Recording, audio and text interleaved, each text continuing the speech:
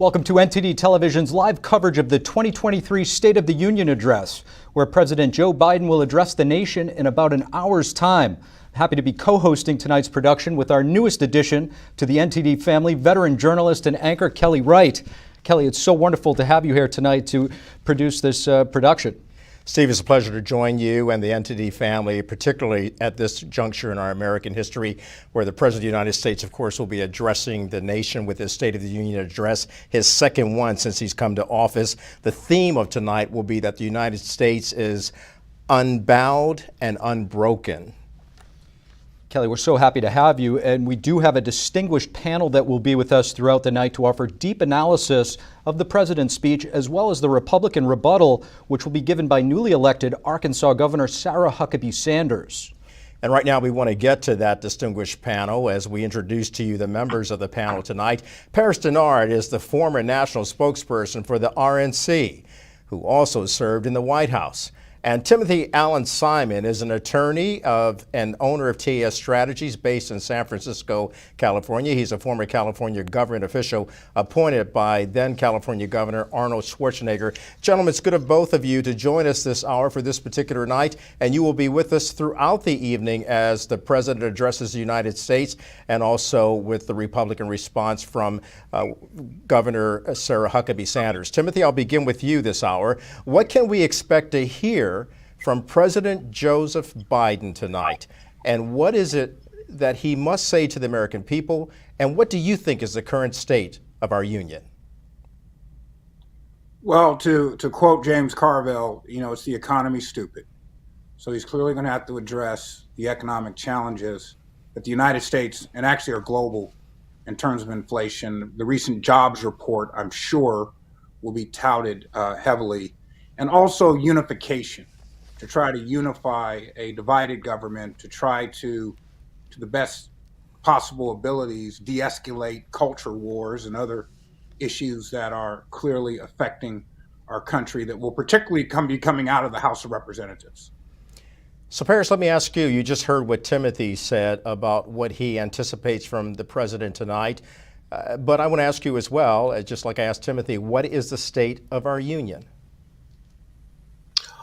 Well, thank you for having me on the program. The State of the Union depends upon whom you ask. If you are the majority of the Americans, the State of the Union is not strong. It's not working for them, whether it's crime or the economy or the just overall feeling of uncertainty because of international affairs, what we just saw with the Chinese spy balloon going over the country.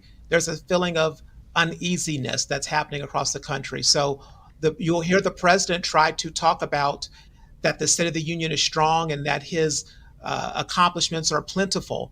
But does that translate to how the American people feel? And I don't think that it is, or that it does. So we hear both of you talking about what this president will have to say tonight. I want to ask you both, and Paris, I'll start with you. What does the president have to do in order to achieve a bipartisan, common ground approach for the good of the American people? Well, first, President Biden has to want to actually act in a bipartisan manner. He's in for a rude awakening right now because he no longer has Nancy Pelosi and the Democrats in charge of the House of Representatives. There's a new sheriff, a new speaker in town, if you will, and that's Kevin McCarthy. And he has the podium, he has the mantle, and he is going to want to do things in a different manner. And President Biden is going to have to convince his Democrat caucus, especially the more progressive wing of the caucus, to actually want to work in a bipartisan manner to get things done. And there are things that can be done, but the question is, will Biden and the Democrats in Congress be willing to do it? I don't know if they will. And Timothy, through your leadership role there in the state of California, you had the occasion to work and to get to know the current Speaker of the House, Kevin McCarthy. What can you tell me based on McCarthy as you knew him back then, and the McCarthy of today as he's actually trying to reach out and bring his party together? He says he will be respectful of the President of the United States. He also adds that he will not do what then Speaker of the House Nancy Pelosi did in tearing up President Trump's speech. What do you think will be taking place tonight between McCarthy as well as Mitch McConnell as well as the President of the United States?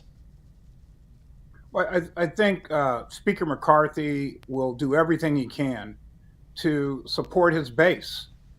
He will be the counter puncher. That's expected, as we will hear the remarks also from Governor Sarah Huckabee Sanders. What he's in a real landmine now compared to his time in the California legislature and in politics and in the in the Bakersfield or Central Valley area. But he will, in my view, demonstrate leadership and trying to communicate to the Republicans that while we will make efforts for bipartisanship, I will not abandon the core principles of the party. President Biden is going to have the same challenge as he tries to shore up the left side of the aisle. So I bet Speaker McCarthy will rise to the occasion.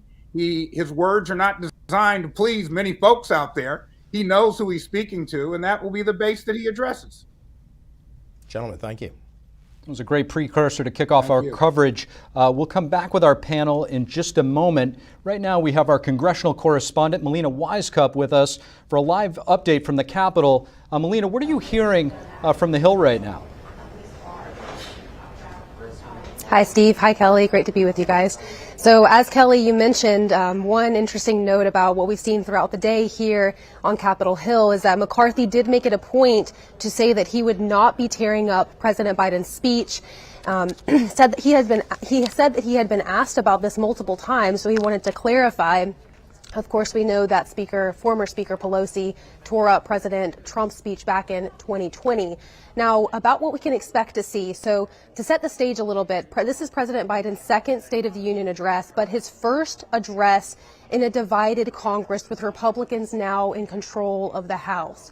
And to that point, the White House says he will be outlining a 4-point unity plan. These are areas where he hopes both parties can come together and provide solutions for the American people, such as efforts to fight cancer and providing for veterans. And a newly emerging bipartisan topic is how to handle big tech. Specifically, Biden will address initiatives to help the youth come out of mental illnesses that are stemming from their indulging in social media. So these are some areas that we can expect to see received in a bipartisan way. But another area that Biden will surely address that will not be received with bipartisanship is how he speaks about the economic recovery coming out of the pandemic. He'll be touting some of what he sees as his accomplishments, such as passing the Inflation Reduction Act, for instance, or the infrastructure law. Now, we can expect to see this be received very well by Democrats, but not so much by Republicans. And we will be looking to see if there will be any theatrics play out. We know in past years, Congresswomen Lauren Boebert and Marjorie Taylor Greene sort of heckled Biden throughout his speech. And as a matter of fact, something we saw today on Capitol Hill is Congresswoman Greene carrying around a white helium balloon to sort of make a point about the way the Biden administration handled the Chinese spy balloon. So those are some key facts about what we're looking for tonight. Now, as for the guests that we'll see here in Congress, some Republicans have brought guests who have dealt with the border crisis firsthand. We spoke with Representative Michael Cloud earlier, who brought a sheriff from Texas along with him. Whereas Democrats, some of them are bringing victims of shootings, police shootings, school shootings, to sort of highlight what they see as a need for police reform and gun reform. And also notably, Speaker McCarthy will be having Enes Kanter Freedom, former NBA star, outspoken critic on China, as his guest, as a way to show this is a priority for him, to have both parties come together in a bipartisan way to address China and its human rights abuses. So this is what we're looking out for, and it's going to be an interesting night. Kelly and Steve? Thank you. Melina, thank you for the boots on the ground update. Let's bring back our panelists. I'd like to pose the next question to Paris Denard. Paris, I want to ask you about China. Melina mentioned it. China's obviously looming large in the background right now, likely not intended to be a major part of the president's speech, but one might call them an uninvited guest at this point after what has transpired. When it comes to foreign policy and how the United States is viewed on the world stage, has the delayed response in shooting down that CCP spy balloon impacted Biden's foreign policy? Well, I think the main question is, what is Joe Biden's foreign policy as president? It remains unclear. I, the lack of strength and fortitude and decisive action taken this past week with the Chinese Communist Party's spy balloon going over several states here in our country is unacceptable. And the lack of action shows weakness, and it tells our adversaries, you can provoke the United States. They won't act swiftly. They may not act at all. And while he may not spend a lot of time talking about China, he ought to, because we have the issues of the coronavirus and China never being honest about that and how it impacted this country and the Congress specifically. And now the spy issue, it's something that he has to address, especially when it comes to pharmaceuticals and the economy. It's something that cannot be ignored, but I think it will be. Paris, thank you for that. I want to go to Timothy Allen Simon right now. Timothy, as you know, the president will be touting some of his achievements.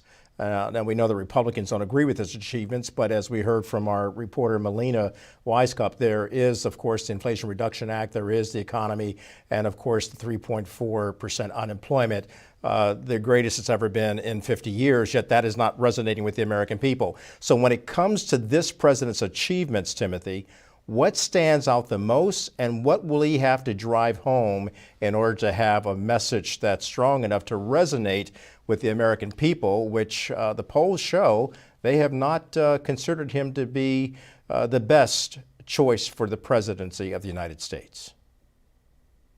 Well, I think he'll probably, and again, thank you, Kelly and Steve. I think he'll probably cite the event where he and Mitch McConnell were together in Kentucky to celebrate the repair and rebuilding of a major bridge and artery in the state of Kentucky, and how the Infrastructure Investment and Jobs Act is benefiting all Americans, regardless of what party they belong to. I think that'll be a very important point there.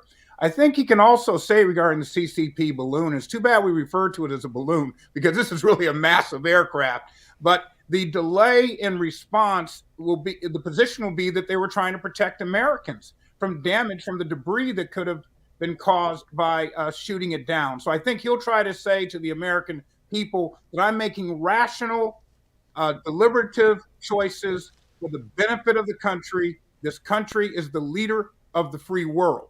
And I'm the one, as he moves into his campaign, as we're anticipating, I'm the one that has that calm, cool hand in the face of crises.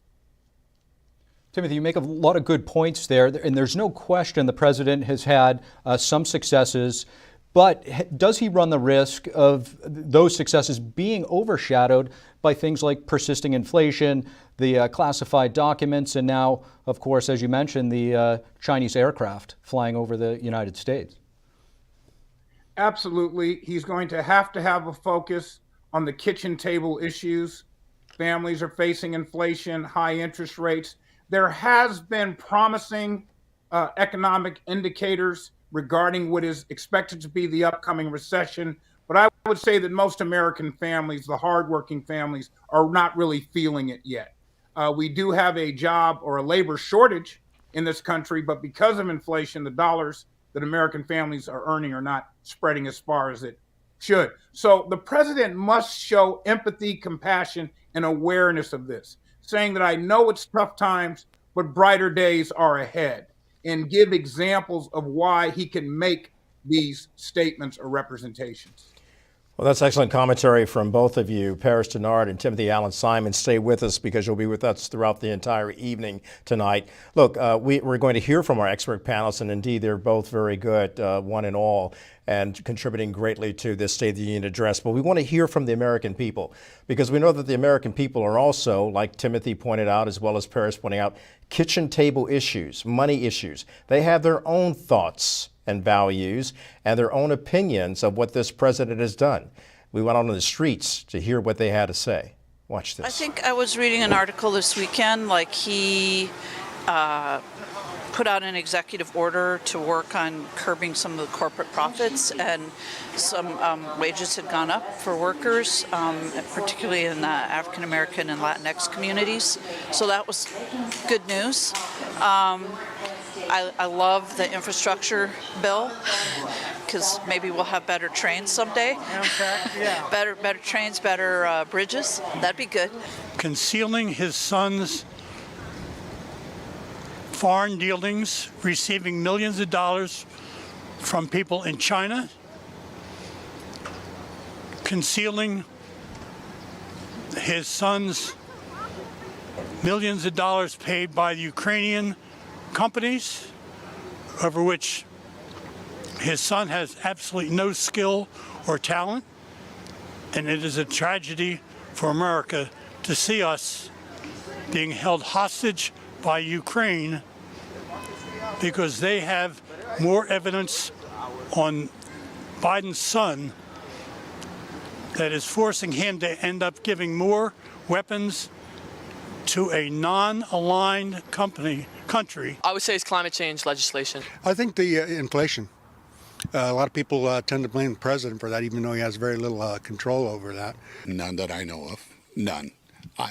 None. I can't think of anything. Yeah, everything that it's from the first day that he started, when he stopped the oil, the pipeline and everything else. There was thousands of jobs were lost, and it's just poor leadership and advisement. It's awful, just ruining the country. So, Steve, therein lies the challenge for this president tonight, as we hear from the American people, hearing what they're saying. A dichotomy of opinion, if you will, a dichotomy of perspective. Some supporting the president and having a lot of knowledge about things like infrastructure and what it will do and what it will likely do for people throughout this country who want to see more rails, more bridges, more tunnels in places like Baltimore, New York City.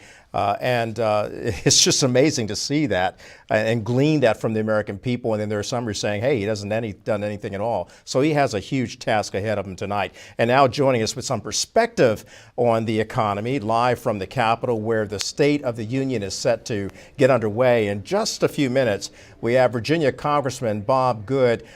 Congressman, I love your great state, the Commonwealth of Virginia. I used to live there myself. So from your perspective, right there in Hampton Roads, what is it? What is the state of the economy, and how does it help the people of the Commonwealth? Well, it's certainly not helping the people of the Commonwealth. And 70% of Americans believe the country's on the wrong track. And a lot of that is because of the economy, whether it's the massive inflation that we haven't seen since the Jimmy Carter era, up some 13-14% over the last 2 years, costing the average American family some $7,000 to $8,000 a year just for the essentials. The increased cost in groceries, energy, housing, utilities that are robbing Americans of their purchasing power. And then how does the administration respond? They raise interest rates, or twice what they were when this president came into office. That's pricing Americans out of buying homes, buying cars, everything that's financed. So the economy is just very weak, and the president's trying to take credit for American resilience, where he can't quite hold back the economy in spite of his policies. And there's some Americans have added jobs, businesses and employers have added jobs, and the president, of course, had nothing to do with it. That was in spite of his policies. Congressman, you're talking about a lot of pain out there, and people are feeling the pain. And when we think of American pain and the painful points such as our economy, you're mentioning eggs, there's gas, there's other things going on. Every household is scratching their head, what am I going to do about my retirement plan to get the kids to school? So there are some kitchen table issues. But let's talk about gas for a moment. As you know, that's been a biggie, and the gas is rising yet again. Do you think the president deserves credit for the lowering of the gas prices that we saw recently, albeit now there's an uptick going on? Well, the president is responsible for gas prices being about 50% higher than they were when he took office. And that hurts fixed income folks, low income folks, senior citizens, college students, the middle class, more than just about anything else, what we pay a couple of times a week at the pump. But then it raises the cost of everything else. As you know, the president's war on American energy, his war on reliable, affordable energy in the name of his climate extremism, his environmental extremism, that causes the price of everything to go up, because not only are so many things made from petroleum fuels, but everything, of course, is shipped by gas, by whether it's by air, by freight, or by truck, and that cost makes everything go up as well as the price of gas itself. Congressman, we've got to go, but before we go, is there a way to achieve a bipartisan is there a way to achieve bipartisanship between Republicans and Democrats and this president for the common good of the American people? I hope so. I hope that when it comes to negotiating this debt ceiling, the president will be responsible and reasonable in recognizing we can't keep this reckless spending that's caused the massive inflation, that's caused $32 trillion in national debt. And I hope when we Republicans send the Senate and send the president a bill that responsibly cuts our spending, puts us on a path to fiscal responsibility, that the president won't shut down the government. He'll join us in passing that. Sir, thank you for joining us this hour. Great to be with you. Thank you. All right, so Timothy, we're bringing back our panel right now, Steve, and we want to bring in Timothy Allen Simon as well as Paris Denard. Yeah, let's bring it back to Timothy right now. Timothy, you heard what the congressman had to say. Some economists say that a recession is inevitable if we're not already there. Will the economy ultimately help or hurt Democrats heading into 2024? Well, if we're in a recession, it clearly will hurt them. I think the congressman was very accurate regarding President Biden's energy policy. We need energy independence in this country, reliability, and we need lower cost. And to the extent that there's this push for renewables and electrification, it has to be done in a way that benefits our economy and, again, the working people of this economy, not in a fashion that is appeasing the policy wonks in the area of climate change and global warming. So and that energy feeds everything, as the congressman said. So I do believe that, like President Obama, President Biden should have an all-the-above strategy, something that embraces our fossil fuel assets and decarbonizes those assets in a way to contribute to reducing the planet's climate.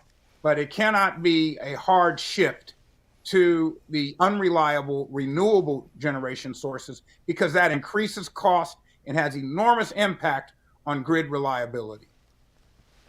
Paris, I want to go back to you. As you mentioned at the top of the program, when it comes to what is the state of our union, it ultimately depends on who you ask. We're seeing there's such a dichotomy depending on which party you support, but there is the old adage, you can torture the data until it speaks.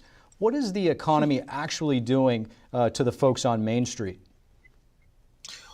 Well, the congressman referred to a poll, and the poll was a CBS poll that showed 61% of the American people feel the economy is bad, and 76% are worried about inflation. So that is what's happening on Main Street. When you have the majority of Americans right now feeling that this economy under Joe Biden's presidency and under the majority of time was controlled by Democrats as bad. And when they're still worried about inflation, it makes the president's claims about this Inflation Reduction Act fall short, because he's going to get up there tonight and list all of his perceived accomplishments, especially the Inflation Reduction Act, when you have the majority of Americans still worried about inflation, still thinking the economy is not working for them. And so it's not enough to talk about what you think your record is. He's going to have to say what he's willing to do to fix this economy for every American, and how he's going to work with the Republicans to get it done. And it might mean having more conservative type of economic plans like we had with the previous administration. I don't know if he's willing to make those concessions, but the American people are speaking loud and clear that they're still worried about the economy. Like Timothy said, it's still the economy, stupid, is the phrase made famous by Carville, which is still applicable today. Yeah, if I hear you both correctly, you're talking about there must be a balance that's set, a tone of balance. We can talk about the economy all throughout the night. We're going to hear the president talk about it. But gentlemen, I want to ask you both in the short time we have left with this discussion, To my Republican friends, this is from the President of the United States, what he will say tonight. If we could work together in the last Congress, there is no reason we can't work together in this new Congress. Here's what he says that's critical and will come out tonight. Fighting for the sake of fighting, power for the sake of power, conflict for the sake of conflict gets us nowhere. So he wants to get to a point of bringing people together to finish the job that he has for his own political agenda in terms of what he thinks is best for this country. But I got to ask you both. We've talked about the economy tonight. What about hope? Is there a way that this president and the 535 members there on Capitol Hill can break the ranks of political division, racial division, and bring some hope to America? Timothy? Well, you know, there are many bills that come out of Congress every day that have partisan support. We often do not see them in the headlines, in the press, in the 24-hour news cycle. I do want to believe there's common ground, but you have to realistically look at, number one, you have the January 6th insurrection. To whatever extent certain members of Congress may be implicated there. You have the numerous Trump prosecutions, investigations, or proceedings. All of these, I think, are going to make Democrats say, is he above the law? What are you going to do, Merrick Garland? What are you going to do, Joe Biden? And Republicans saying, can we move on? You know, that event has already transpired. So I think it's going to be as much, again, the cultural wars and social issues and democracy issues as there will be the economic issues with the debt ceiling. All right, Timothy and Paris, thank you. And with that said, let's hit the streets again, where we ask the American people if they are feeling the pain of inflation. Yeah, COVID started and it's just been getting progressively getting worse. I don't see any changes getting better. Until this administration leaves, I believe it's just going to get worse. I'm living off on my van right now. I lost my house. Now I'm living in a van. One taco or one burrito used to be like $10. Now is $17. This is what I just pay now. It's a little worse. As a mostly retired person, my expenses are not so great, so if I don't spend a lot of money, that inflation doesn't bother me as much. We have 3 small children, and it's a struggle to keep food in the house, you know, and we're not struggling like almost on the streets, but just pinching pennies, the comfort that we used to have, it's not there. Yeah, the gas prices now are starting to go back up. Groceries are high. Demand for, just normal stuff is gone through the roof. So it's making, people are pinching pennies a lot more. Everything else has gone up, so it's been a little harder than last year, just trying to make it day by day. Like every time I go to the grocery store, I feel like I'm spending more and more. So I've been trying to buy less, and it sucks because then I'm just trying to figure out what to do for the entire month. We have to live paycheck to paycheck. I mean, it's about the same, to be honest with you. It hasn't really changed. And to another serious issue concerning Americans, the CCP's nefarious activity in its quest for global dominance. It's come to the forefront this past week, specifically with the Chinese spy balloon making its way across the continental United States. Joining us next, we're happy to have Wisconsin Congressman Tom Tiffany. Congressman, thank you so much for joining us. Good to join you. Yeah, good to be with you. Congressman, the CCP launched this at a time just ahead of a high-stakes meeting with Secretary of State Antony Blinken. Obviously, we have the State of the Union tonight. What do you think their intention was? Weakness leads to aggression. We've seen this since January 20th of 2021, when President Biden decided that we were no longer going to be energy independent in America. You saw in August of 2021 the disastrous withdrawal from Afghanistan, something we hadn't seen in America since Vietnam. They see weakness with the Biden administration, and they're exploiting it. Congressman Tiffany, Senator John Kennedy joined Senator Marco Rubio of Florida introducing a bill to hold China accountable for lack of transparency and their mishandling of the coronavirus outbreak, which, by the way, has cost people around the world tens of thousands of lives, millions of jobs, and left untold economic destruction, which we're still feeling the effects of here in the United States. Has this issue been talked about enough And do you think that the president has any desire to hold China accountable? So I certainly hope Congress does not leave this behind, what happened in that Wuhan lab, as more and more scientists say that this was something that may have escaped a laboratory. And I hope Congress will hold them accountable. I do not have high hopes for President Biden for whatever reason. He believes in appeasement with the communist Chinese. So it's going to be on Congress to follow through on this issue.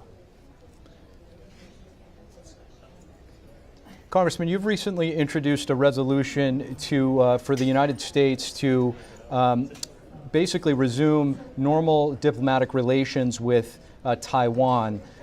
Tell us about that bill, and also how is Taiwan viewing what we've just witnessed over the past week? Yeah, you know, I have not spoken with Taiwanese officials here in the last week or seen any quotes from them, but what we're calling for is the end of the one China policy. And what's really interesting at this point is that there are a lot more congressional representatives that are signing on, especially here over the last few days when they see the communist Chinese, the mainland Chinese aggression that is going on around the world. When they see them going after America, you know, it even raises awareness even more. But yeah, we're just calling for, let's recognize Taiwan. Taiwan is a democratic, free country that we should all be able to have diplomatic relations with, and America should never have to ask permission of another country to recognize a country like Taiwan. Congressman Tom Tiffany, thank you so much for joining us. So as It's we always see good right to join there, you, Steve. thank you, Congressman. Again, hearing from Congressman Tom Tiffany talking about what he sees going on in the Biden administration and how it pertains to moving America forward. He obviously is of the opinion that America is at a standstill right now. Something needs to be done. So tonight, as we've been mentioning, we will hear President Biden talk about his foreign policy, as we just saw the exchange there between my colleague Steve and the Congressman. And when it comes amid the China spy balloon shoot down off the coast of South Carolina, the president receiving widespread criticism, as we know, from Republican lawmakers to discuss the president's job performance on the world stage. We want to bring back now Timothy Allen Simon. Timothy, on the issue of foreign affairs, going even beyond, looking beyond the balloon, the spy balloon that was 3 buses wide. Do you think the president has the right approach as it pertains to foreign policy, keeping in mind that we heard the previous congressman talk about the fact that Afghanistan was a debacle with the way we withdrew. Let's talk about the president's foreign policy going back to that time period and looking forward. Well, you know, I remind the congressman and your viewers that the doors to China were opened by one Richard Milhous Nixon, the Republican president. And today we have an interesting relationship in that they're an adversary as well as a trading partner. Our explosion in solar energy largely came from the lower prices in photovoltaic cells that the Chinese, many say, dumped into the market. So, and then in the case of Afghanistan, I think both presidents have blood on their aprons, that being former President Trump as well as Biden. That was, in my view, set up for failure, and the Biden administration went along with it in terms of the abrupt departure. You cannot deny the fact that anytime you have people hanging on an airplane that's trying to take off, something went wrong in the process. And I think it had a lot to do with the transition of the Biden administration from the Trump administration, which was probably the roughest transition of administrations in recent American history. So I think the president does have to explain the relationship with China, the issues regarding the border. What is the Democratic immigration policy? Which is foreign policy, by the way. What is it? I think the Republicans are very clear. They want a wall. But Democrats, I believe, have to wave back and forth because of course, recognizing the human rights issues involved, the relationships with those our neighbors in Central and South America. So I think the president will need to articulate something that is tangible and digestible by the average working person who's probably not watching it, but be that as it may, he can articulate a message that the public can understand on how to deal with these quandaries that have developed over the last 2 years. Timothy, you make a very valid point about the president's foreign policy and the quandary that we do face with regard to the Chinese Communist Party and the threat that it is trying to impose upon the United States. There's also Russia and Ukraine. There's also Nigeria. There's also Haiti. I mean, the list goes on. You can keep going on. And yet somewhere in the middle of it is China's involvement, or perhaps it's exploding it in terms of their public policy to come out against the United States. So what are your thoughts about the way this president has to handle moving forward the relationships that we have with China and with other adversaries that we have, including what's going on in Russia and Ukraine? Yeah, I think he has to have a carrot and a stick. The carrot is the economic relationship that America has with China, and rather fortunate or unfortunately, the dependency that we have in areas like lithium, for example, which is critical, and cobalt, which are critical to battery storage, going back to the issue of energy. At the same time, he has leverage. We are the most powerful nation militarily and economically in the world, and he has to be able to demonstrate, by the way, to a country that is burnt out on war from Iraq and Afghanistan. So Republicans can talk really tough. Right now, we're in proxy conflicts with both China and Russia, but do we really want to send our daughters and sons back into combat? So there has to be a balance of drawing the line. And I do think, whether it was Obama in Crimea or Biden in Ukraine, you do have to draw the line, and there has to be clear consequences. Severe economic sanctions are affecting Putin's Russia. It is working to some degree, but we're still seeing the aggression. So he has a tough job, but I believe this is a president that knows what he's doing. The time that he spent in the United States Senate and the time he spent in the Obama administration, I do believe at the end of the day, he's a seasoned veteran. And, I voted for him amongst other reasons that he could possibly bring the two aisles together. He was known to partner with conservatives. In fact, Vice President Kamala Harris criticized him during the debates for that very reason. So it's my hopes that he can begin to send a message to say, we can differ, but we're still Americans. And the security and the economic well-being and the health of our populace is numero uno. Timothy Allen Simon sharing his perspective in terms of what's going on with this president as well as Congress, the 535 members. Will we see bipartisanship coming out of tonight? We will follow it. Timothy, thank you. He'll be joining us throughout the evening. We really love hearing directly from you, the American people. After all, that's why we are here, talking about you and hearing from you. And we were curious to ask you what you think poses a bigger threat to the United States. Here's a look at what some of you are saying. We are the one who poses the biggest threat to ourselves because, we need to take care of our country. We need to take care of our social problems in our country instead of sending money to other countries so they can fight their own, fights. So we need to take care of our country first. For me personally, would be border security, just because I lost my 15-year-old son to a fentanyl poisoning, and just the amount of fentanyl that's coming into our country is just horrific. A lot of people are unaware of what fentanyl is. It's a very deadly drug. It's probably the most lethal drug that's coming in through the southern border right now. That it's going to be taken over by authoritarian fascists. The Electoral College and some other, the amount of money that is in politics, I think kind of corrupts the system a little bit. I think it's China. China is taking a lot of. I'm originally from the Philippines, and they're taking the South China Sea. That's what I'm concerned about. I think they're behind China right now, so which is not good. I live here in America. Yeah, I would say it will be China, followed by Russia, and then Iran. Why? Because China is a mass producer of all the products in our country, and they own a lot of our properties here in the United States. A lot of people, I don't know if people know about that, but that's the truth.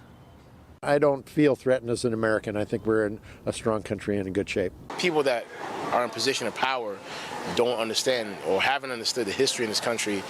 You know, the so-called forefathers that put certain laws down and whatnot, that it's never been for certain people. And in order for you to change that, you got to pretty much rewrite the Constitution. I think right now the state of the country needs some help, and we need to be unified as one instead of being against each other. The situation at the southern border has been an ongoing debate at the center of our culture war here in the United States. Our congressional correspondent Melina Wisecup just moments ago caught up with California Congressman Luis Correa. Here's a listen. I'm here with Congressman Lou Correa from California, and we're going to talk about immigration policy. Thank you, Congressman, for joining me. Thank you for having me today. Of course. So what do you think, from your take, how has the Biden administration handled immigration policy over the past 2 years? Well, the best they can. As you know, under the Trump administration, it was really a zero policy situation where refugees from all over the world were really turned away just summarily, and that's where the Title 42 concept came up, which is because of COVID, nobody could get in. Under the Biden administration recently, there's been a change on how refugees specifically are handled. Last few months ago, you had the Ukrainian-Russia war break out. We actually had a Ukrainian refugee camp set up in Mexico, across the border, Tijuana, Mexico. And what happened was immediately the Biden administration waived Title 42 and gave them what's called parole status, which meant a temporary admission into the U.S. for a couple of years. And you saw the treatment of refugees night and day. Those refugees from Ukraine were processed in 24 to 48 hours, and they were permitted to come into the U.S. Today, there is no refugee camp, because today, Ukrainian refugees can fly directly from Europe to the U.S. automatically. That's the way you're supposed to handle refugees. Now the Biden administration is going to do it for other groups, including Haitians, Cubans, and a couple of other Latin American countries. But the point is, we have to have order when it comes to refugee processing. A lot of people around the world are very desperate. A lot of war-torn countries, a lot of violence. And traditionally, the United States has opened its arms to refugees, and that should be a tradition we continue to address. Now, Congressman, I want to ask you about a letter that you signed along with 76 of your other Democrat colleagues to President Biden, urging him to do more on immigration policy, such as ending Title 42. If you could explain why you felt the need to join that letter and what you're asking of the president. Absolutely. Title 42, as I mentioned, is a weapon, is a tool that was used to automatically turn back any refugees that came to the border. This is a health care issue. Healthcare is Title 42. Refugees are not a healthcare issue. It's a humanitarian issue. It's an immigration issue. So all we said was to the Biden administration, let's be honest and do this the right way. Title 42 has nothing to do with immigration. And I believe we're moving in that direction now. But remember, there's a lot of confusion here because we have a lot of issues that we talk about that we want to lump sum into the same package. We talk about refugees. We talk about undocumented. There's 12 million undocumented workers in the United States. Then we talk about drug addiction, mental health business. And then we talk about fentanyl and drug smuggling.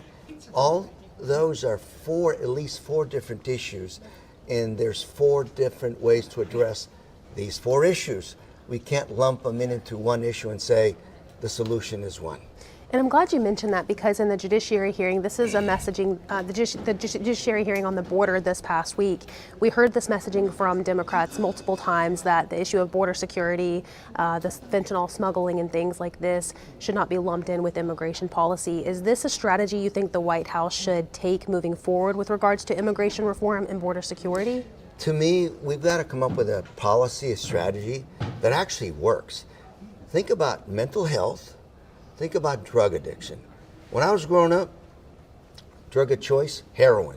Then we moved to cocaine. Then it was crack cocaine. Then it was horse tranquilizer. Then today is fentanyl, and I'm hearing there's something else coming along the line that people are beginning to use. What you have here is really playing a whack-a-mole game. Yeah, you hit it here and it pops up over here. But the issue really here is mental health, drug addiction, and how do we address that? You can seal off the border, the southern border completely, which is what we've been doing for years and decades. It's not working. Drugs continue to flow into the country. Bottom line, drug addiction, yes, do everything we can to stop fentanyl from flowing into the country, but two separate issues, immigration, a different issue, refugees, another issue. Now, I want to ask you about the bipartisanship when it comes to border security and immigration reform.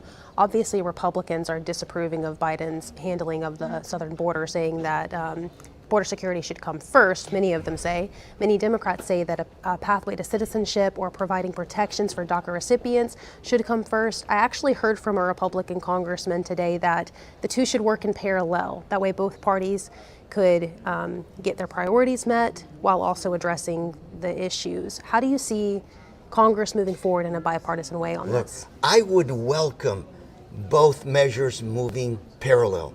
I would love to see that. And let me explain to you why. Everybody has said border security first. We've been saying that for decades. Obama, Bush 1, Bush 2, Clinton, border security first. It's been 35 years, 36 now, since the last immigration reform. So when people say border security first, well, the amount of money we have spent on the border gone through the roof. Immigration reform, nothing. So if my colleagues say we want to do them both together, I'm interested in that deal. Because in my opinion, if that was the deal, we should have had immigration reform decades ago. Thank you, Congressman. Thank you. And like I said, today's a good day because we want to hear President Biden talk about his vision for America. And I think one of the important factors we got to keep in mind is immigration is not about immigrants. Immigration is about America. Immigration is about bringing in the brightest minds from around the world. The Einsteins that are out there wanting to come to America to keep us as the greatest country in the world. Immigration is about bringing in farm workers to harvest their food. Right now, 50% of all the farm workers are undocumented. So do you deport them? And then what happens to your food production? Horrific situation. But you don't want to give them legal status. Dreamers. We have dreamers in the military. We have dreamers that have died for this country. And we're still questioning what we should do. I hope whatever we do it based on the facts, not on political rhetoric, not on political spin. And I'm hoping President Biden tonight will address that issue. Thank you, sir. Thank you. Melina and the Congressman, thank you very much. We want to cut to a quick live shot right now as we prepare. We're going to bring our guest in as we show that. We see that they are preparing to come to order. Of the House, just listen in for a moment. The President of the United States into the chamber. The gentleman from Louisiana, Mr. Scalise. The gentleman from Minnesota, Mr. Emmer. The gentlewoman from New York, Mrs. Stefanik. The gentleman from North Carolina, Mr. Hudson. The gentleman from Alabama, Mr. Palmer. The gentleman from Louisiana, Mr. Johnson. So there's Speaker of the House Kevin McCarthy as he's calling the members of Congress to order. And right now we want to talk about something that the president will be addressing tonight. We're going to keep an eye on this to make sure that we don't miss the president's entrance, of course. But the issue of police reform will be front and center tonight with the recent killing of Tyre Nichols in Memphis that was caught on camera. Here to assess what's going on and the fact that someone who has great knowledge and vision about what's going on in the policing community throughout the United States, all 18,000 police departments. I'd like to welcome Bobby Kipper, former police officer, 30-year veteran. Bobby, do you think the president will address the family of Tyre Nichols tonight since they will be there with First Lady Dr. Joe Biden? Kelly, yes, I do. I'm sure he will acknowledge them being there, and of course he should. This is a very serious issue for not only that family, but a number of families in America. And I would imagine that he would start discussing, hopefully, what his platform is to try to move forward, deal with some of the issues And there are issues in policing, but we can't throw it out yet. I mean, there are a lot of good things that happen every day in policing, but we also need to look at moving forward in a more professional manner. Bobby, you are a Wall Street Journal best-selling author, writing about police matters, writing about gang mitigation. You have advised various governors of the Commonwealth of Virginia. You have also advised the Bush administration, Obama administration, and the Trump administration on better policing. Now, tonight, as we talked about the family, Rovon and Rodney Wells, who are the parents of Tyree Nichols, she stated in particular, this is a continuous fight that, according to husband and wife, and as they said that at the memorial service, and they wanted to say that what they have to do is to fight for justice. As you know, a lot of people have been talking about now the George Floyd Justice and Policing Reform Act. As a former police officer and one who advises police departments throughout the country, what will that act do for reforming not just police departments and how they conduct their business, but also how will it help communities, in particular communities of color, which have been hard pressed because of certain things that have happened in the news where blacks and other people of color have died at the hands of police? Now, Kelly, there are a number of things I think in the Police Reform Act that stand out to me. We've always called for more relational training for policing in America. And I think part of the Reform Act was to provide the adequate funding for police departments across the country to really instill de-escalation programs and other programs that actually deal with citizen police contact, which I think is really the key issue. You know, all of this starts with behavior to begin with, but it also starts with a contact between police officers and citizens. And so I think that's really, really key. I also think it needs to be said that there has been a study by the Justice Department that there are millions of interactions yearly between police officers and citizens. And only about 2% of those millions of interactions end up in some use of force. So again, I think we need to reward and applaud policing across the board for a lot of the efforts they put forth in communities and the good police officers doing good work every single day that they go into the job, take the proper oath, and do what's right in the name of justice in America. Bobby, I've seen you train police officers and talk to them about their purpose-driven lives, and you've stated categorically to the police that it's not about you, it's about us, meaning us, the American people, the police officers, and the community. I wanted to ask you, as we watched the president, not the president, but the people coming in from perhaps members of his cabinet, we'll continue to keep an eye on that as some members are filing in right now. But I've got to ask you about what you do in your role as the founder of the National Community Center for the Prevention of Community Violence. In that capacity, you came across a behavioral science component that you want to see police departments, police chiefs, and police officers and community leaders, faith-based leaders, as well as community leaders, start adopting. You call it actively caring for people. It's a behavioral science component that not too many people are talking about except various police chiefs that have adopted your program. Tell me what that is and how it will help this country deal with the policing problem as well as deal with community violence. Well, Kelly, as you well know, what we deal with are behavioral issues in communities. And I think the best way to really deal with those in a deeper way is to look at the role of behavioral science as it deals in training police officers. We do have an actively caring for policing model that really is building on the fact that citizens are rewarded for their good behavior in communities. And it's based on the concept that the best way to really reduce negative behavior in a community is to reward more positive behavior. So we believe that police officers can be ambassadors on both sides. We think that officers could reward citizens and start that great community policing connection by engaging in actively caring for people much more than they would having to enforce the law or getting involved in negative interactions. The police department is open 24/7. There's plenty of opportunities to make citizen connections in a proper way and to build those relationships in a positive way moving forward. All right, Bobby, we've got to leave it there right now. We thank you for addressing the police matter. We will hear the president talk about it tonight. Bobby Kipper, who's the founder of the National Center for the Prevention of Community Violence, as well as a Wall Street Journal Times best-selling author. And Steve, as we're watching right now the video of what's going on in Capitol Hill, we see the Supreme Court justices coming in. We are seeing over there the Joint Chiefs of Staff on the other side of that. You know, what happens for the State of the Union, it's not just pomp and circumstance. It is really a time for the leader of the free world. We see Supreme Court Justice Ketanji Brown Jackson coming in right there. But it is a time for the President of the United States, the Commander-in-Chief, the leader of the free world, to address this nation and talk about the state of the Union. We can see that the members of Congress are standing by. And what's important about this, Steve, is that lawmakers are split in the gallery by party affiliation. The Republicans will be to the president's left and Democrats to the president's right. Senators from each party will get the front row seats, and House lawmakers will fill in the rows behind them. But Steve, what's important about this president is that he will open up by saying the story of America is a story of progress and resilience.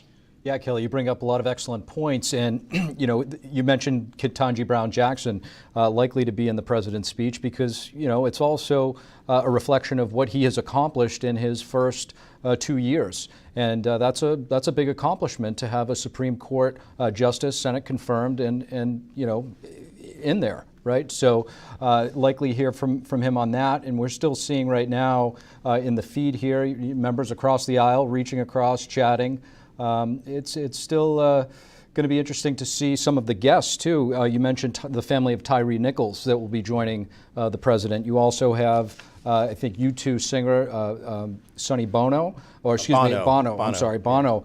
You have Bono. You have the husband of Nancy Pelosi, former Speaker Pelosi, Paul Pelosi, who has recovered from his horrible injury.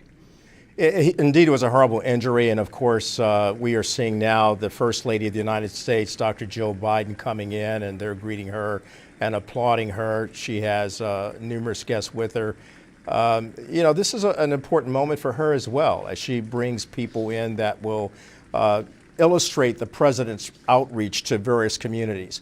We heard through some of our wonderful people on the streets of America talking about issues. One of the issues that is really important for her is dealing with the scourge of fentanyl.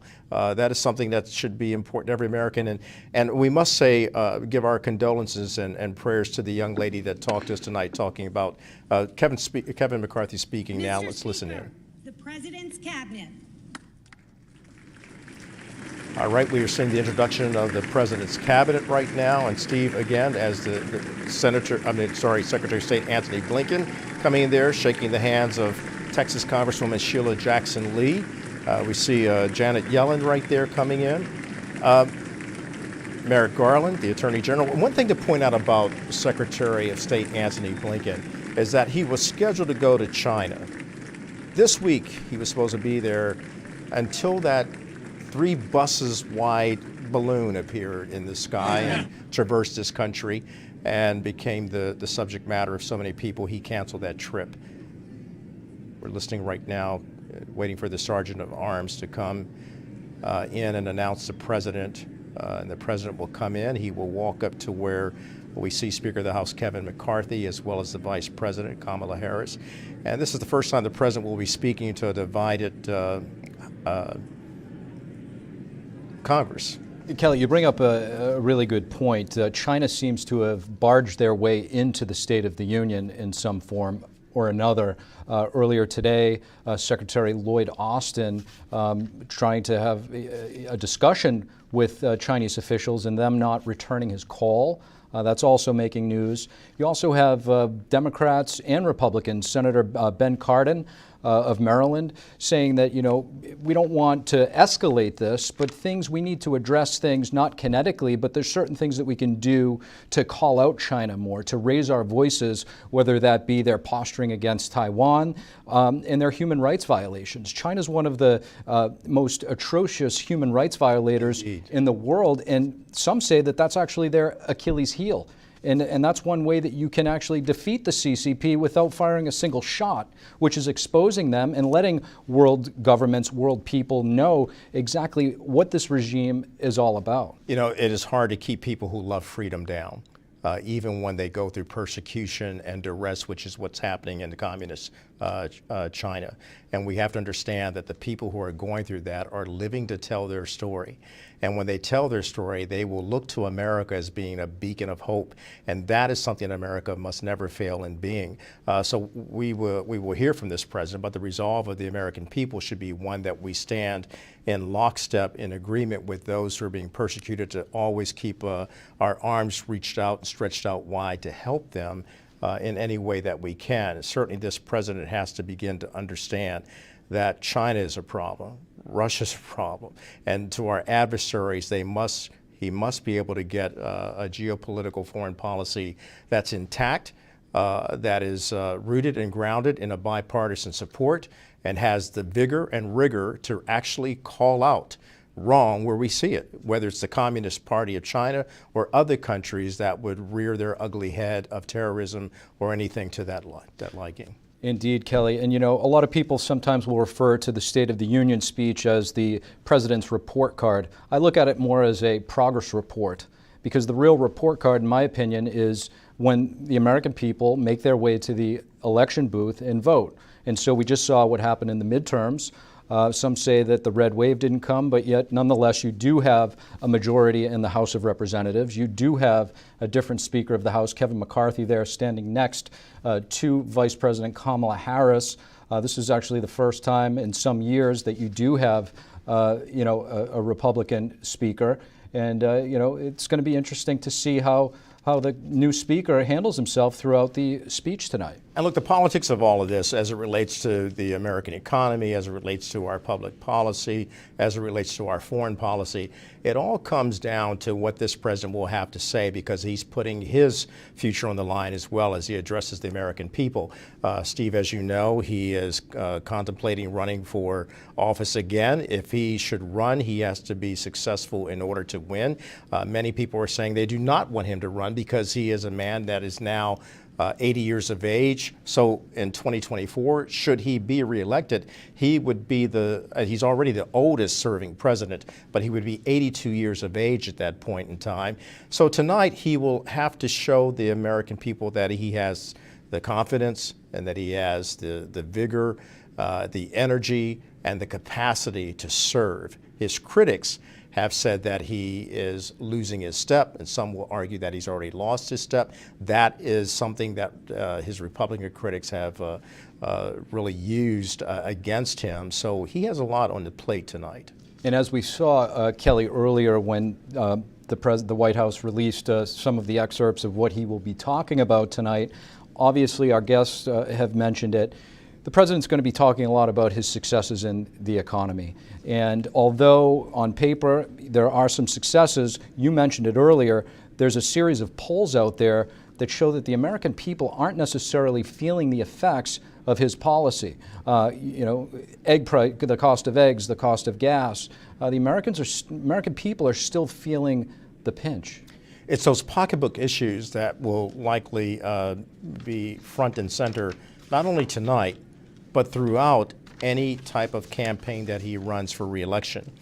His adversaries or his opponents will definitely drill down on that. It will be something that will weaken the president if the economy cannot turn around and bring those pocketbook issues to bear.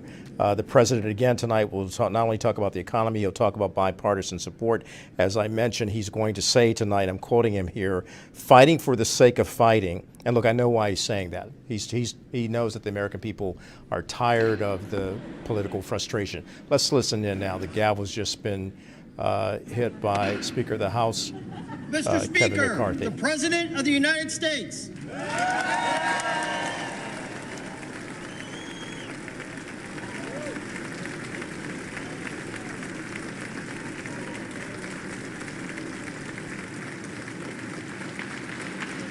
That announcement coming from the Sergeant of Arms. Mr. Speaker, the President of the United States, and there is President Joseph Robinette Biden.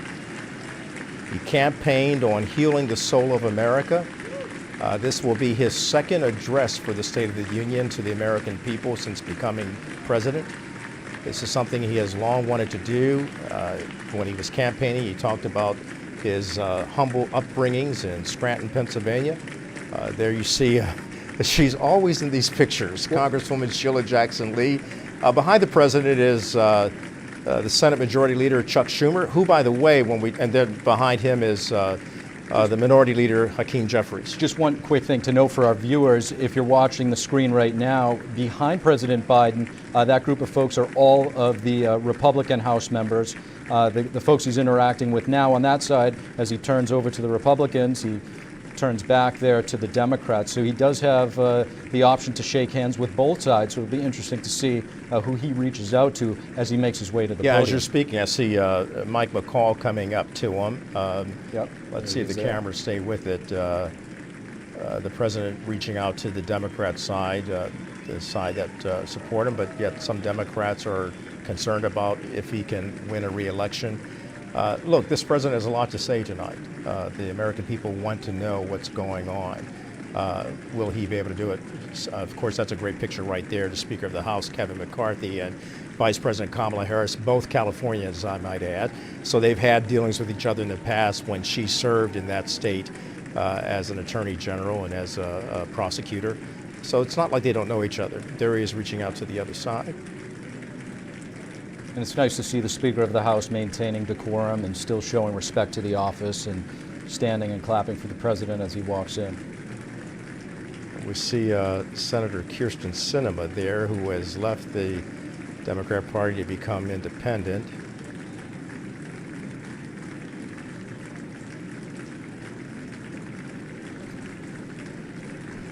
And just to touch upon it again, as the president makes his way down to give the 2023 State of the Union address, members in attendance will be obviously members of Congress, senators, congressmen and women. You also have Supreme Court justices, cabinet members, a variety of folks that were invited guests. And you mentioned earlier Senator Ben Cardin of Maryland, and we just saw Ben Cardin there greeting the president. Look, this is something that Joe Biden likes. He likes being there in the House, in the Senate. He served there for decades. He knows the people. He also says that he knows foreign policy because he's spoken to all the world leaders. He's looked into their eyes and he knows what they're all about. Let's see what he says tonight, though, about Xi, about the Communist Party of China, and what he says about Russia and Ukraine. He has a lot on his plate. On the issue of foreign policy, Kelly, one interesting note here. House Foreign Affairs Chairman Michael McCall, you just mentioned him there, he's also opening an investigation into Biden's withdrawal of Afghanistan. His invited guest tonight is Roya Rahmani. She was the country's first female ambassador to the United States. Very good to point that out. The Afghanistan situation, the way that unfolded, was something that many Americans just cannot forget. And there are many Afghanistan refugees who have made it here to the United States, and they're still grappling with the fact that some of their loved ones are still in harm's way. There again, we see the First Lady of the United States, along with the Second Gentleman of the United States. The President is approaching the dais. He's going to shake the hand, of course, as Vice President Kamala Harris and Kevin McCarthy, the Speaker of the House. Let's listen in.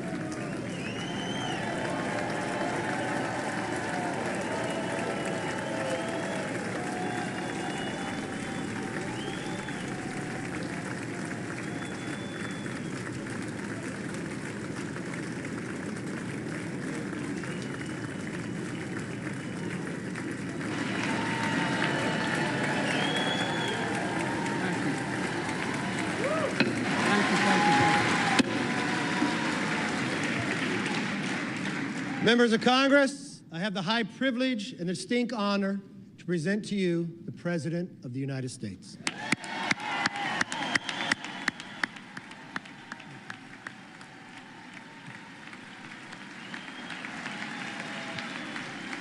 Mr. Speaker. Thank you. You can smile. It's okay. Thank you, thank you, thank you. Thank you, please.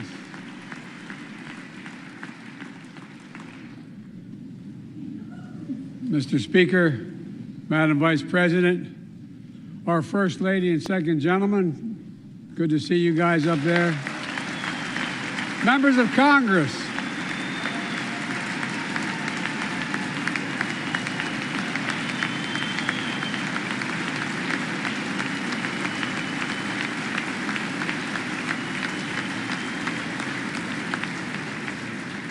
by the way, Chief Justice, I may need a court order. She gets to go to the game tomorrow, next week. I have to stay home. Got to work something out here. Members of the Cabinet, leaders of our military, Chief Justice, Associate Justice, and retired Justice of the Supreme Court, and to you, my fellow Americans. You know, I start tonight by congratulating the 118th Congress and the new Speaker of the House, Kevin McCarthy.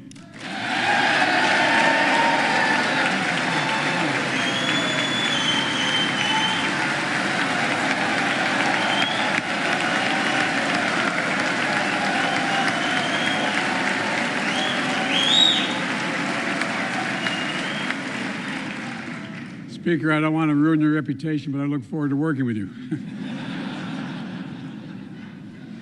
And I want to congratulate the new leader of the House Democrats, the first African-American minority leader in history, Hakeem Jeffries.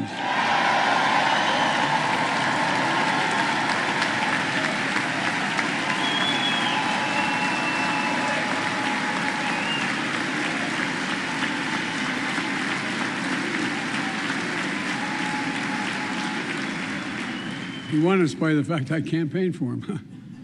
Congratulations to the longest-serving leader in the history of the United States Senate, Mitch McConnell. Where are you, Mitch?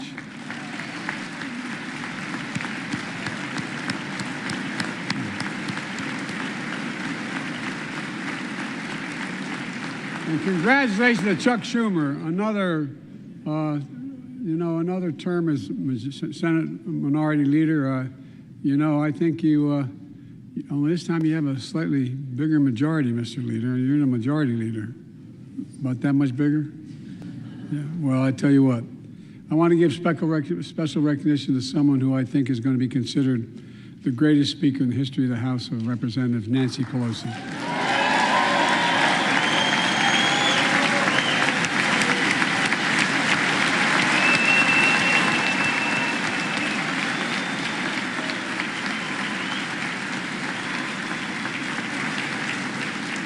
Folks, the story of America is a story of progress and resilience, of always moving forward, of never, ever giving up. It's a story unique among all nations. We're the only country that has emerged from every crisis we've ever entered stronger than we got into it. Look, folks, that's what we're doing again. 2 years ago, the economy was reeling. I stand here tonight after we've created, with the help of many people in this room, 12 million new jobs, more jobs created in 2 years than any president's created in 4 years, because of you all, because of the American people. 2 years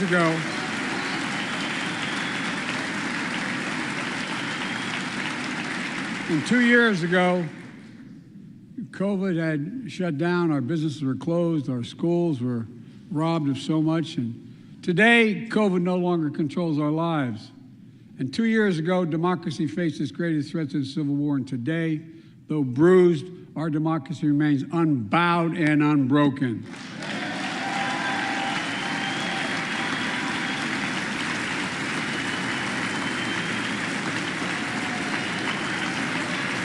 As we gather here tonight, we're writing the next chapter in the great American story, a story of progress and resilience. When world leaders ask me to define America, and they do, believe it or not, I say I can define it in one word, and I mean this: possibilities. We don't think anything is beyond our capacity. Everything is a possibility. You know, we're often told that Democrats and Republicans can't work together. But over the past 2 years, we've proved the cynics and naysayers wrong. Yes, we disagreed plenty. And yes, there were times when Democrats went alone. But time and again, Democrats and Republicans came together. came together to defend a stronger and safer Europe. You came together to pass once in a generation infrastructure law, building bridges connecting our nation and our people. We came together to pass the most significant law ever, helping victims exposed to toxic burn pits. And in fact,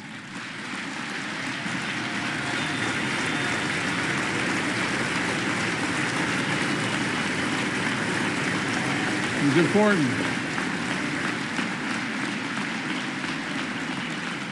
And in fact, I signed over 300 bipartisan pieces of legislation since becoming president, from reauthorizing the Violence Against Women Act, the Electoral Count Reform Act, the Respect for Marriage Act that protects the right to marry the person you love. And to my Republican friends, if we could work together the last Congress, there's no reason we can't work together and find consensus on important things in this Congress as well. I think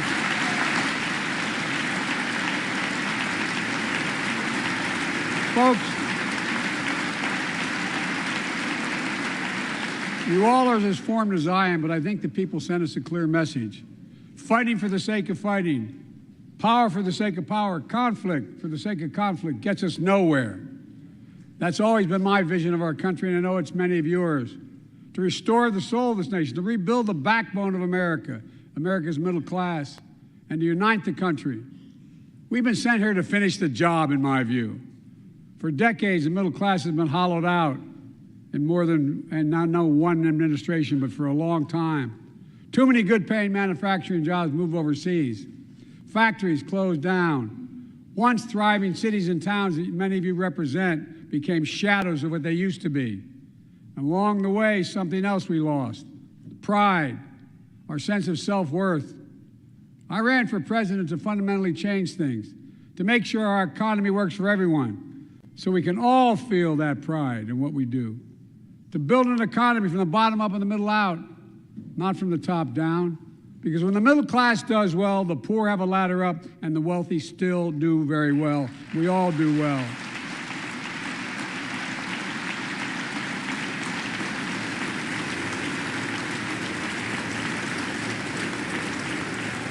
I know a lot of you always kid me for always quoting my dad, but my dad used to say, Joey, a job's about a lot more than a paycheck. He really would say this. It's about a lot more than a paycheck. It's about your dignity. It's about respect. It's about being able to look your kid in the eye and say, honey, it's going to be okay, and mean it. Well, folks, so let's look at the results. We're not finished yet by any stretch of the imagination, but unemployment rate is at 3.4%, a 50-year low. A near record unemployment. Near record unemployment for black and Hispanic workers. We've already created, with your help, 800,000 good-paying manufacturing jobs, the fastest growth in 40 years. And where is it written? Where is it written that America can't lead the world in manufacturing? And I don't know where that's written. For too many decades, we imported projects and exported jobs. Now, thanks to what you've all done, we're exporting American products and creating American jobs. Folks, Inflation has been a global problem because the pandemic disrupted our supply chains, and Putin's unfair and brutal war in Ukraine disrupted energy supplies as well as food supplies, blocking all that grain in Ukraine. But we're better positioned than any country on earth right now. But we have more to do. But here at home, inflation is coming down. Here at home, gas prices are down $1.50 from their peak. Food inflation is coming down, not fast enough, but coming down. Inflation has fallen every month for the last 6 months, while take-home pay has gone up. Additionally, over the last 2 years, a record 10 million Americans applied to start new businesses. 10 million. And by the way, every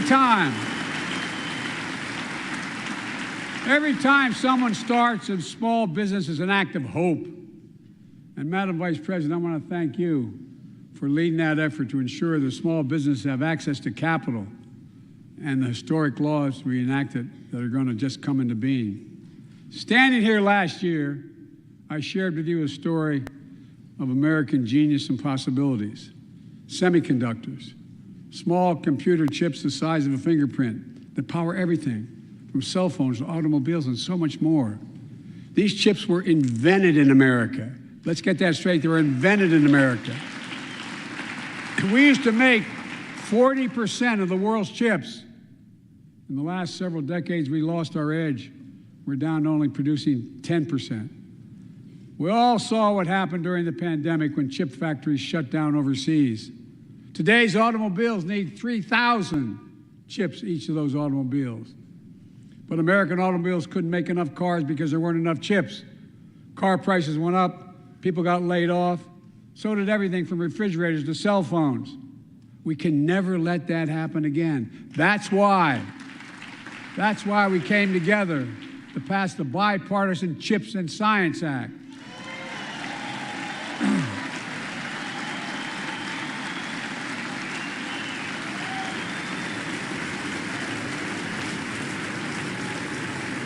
Folks, I know I've been criticized for saying this, but I'm not changing my view. We're going to make sure the supply chain for America begins in America. The supply chain begins in America. We've already created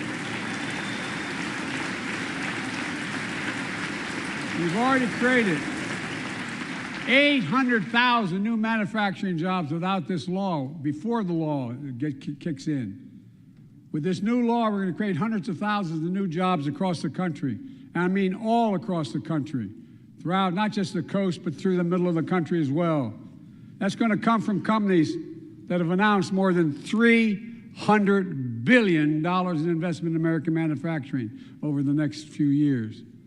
Outside of Columbus, Ohio, Intel is building semiconductor factories on 1,000 acres, literally a field of dreams.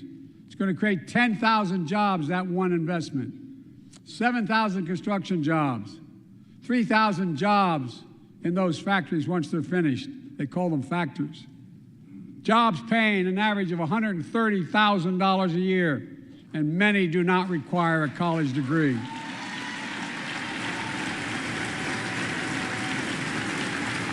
Jobs. Because we work together, these jobs where people don't have to leave home to search for opportunity. And it's just getting started. Think about the new homes, the small businesses, the medium-sized businesses. So much more that's going to be needed to support those 3,000 permanent jobs and the factories that are going to be built. Talk to mayors and governors, Democrats and Republicans, and they'll tell you what this means for their communities. We're seeing these field of dreams transform to the heartland. But to maintain the strongest economy in the world, we need the best infrastructure in the world. And folks, as you all know, we used to be #1 in the world in infrastructure. We've sunk to 13th in the world. The United States of America, 13th in the world in infrastructure, modern infrastructure. But now we're coming back because we came together and passed the bipartisan infrastructure law, the largest investment in infrastructure since President Eisenhower's interstate highway system.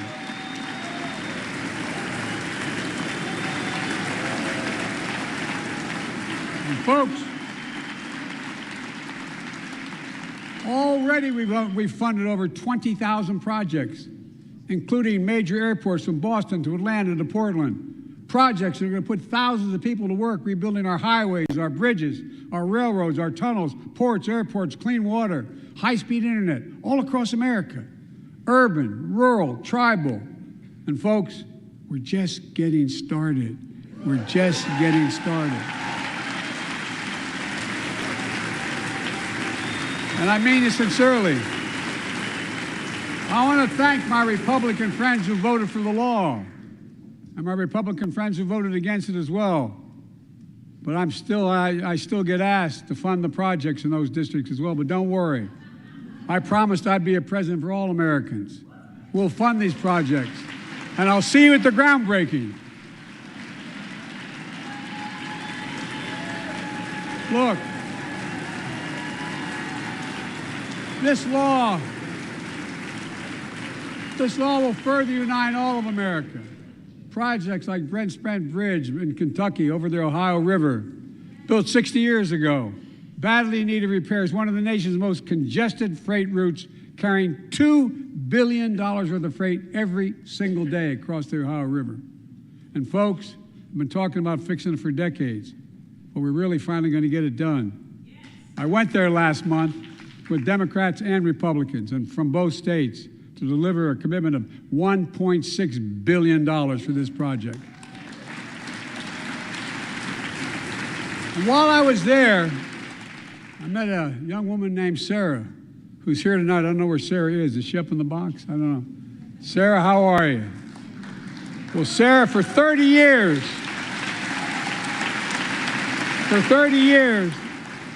I learned, she told me she'd been a proud member of the Iron Workers Local 44, known as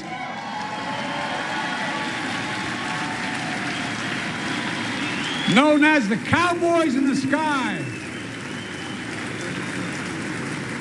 The folks who built Cincinnati's skyline. Sarah said she can't wait to be 10 stories above the Ohio River building that new bridge. God bless her. That's pride. And that's what we're also building. We're building back pride. Look, we're also replacing poisonous lead pipes that go into 10 million homes in America, 400,000 school and child care centers.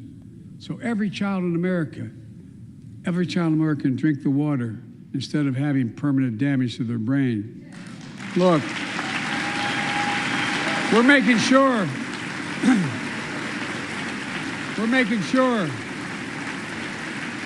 that every community in America has access to affordable high-speed internet. No parent should have to drive by McDonald's parking lot to help them do their homework online with their kids, which many thousands were doing across the country. And when we do these projects, and again I get criticized for this, but I make no excuses for it, we're going to buy American. We're going to buy American. Folks,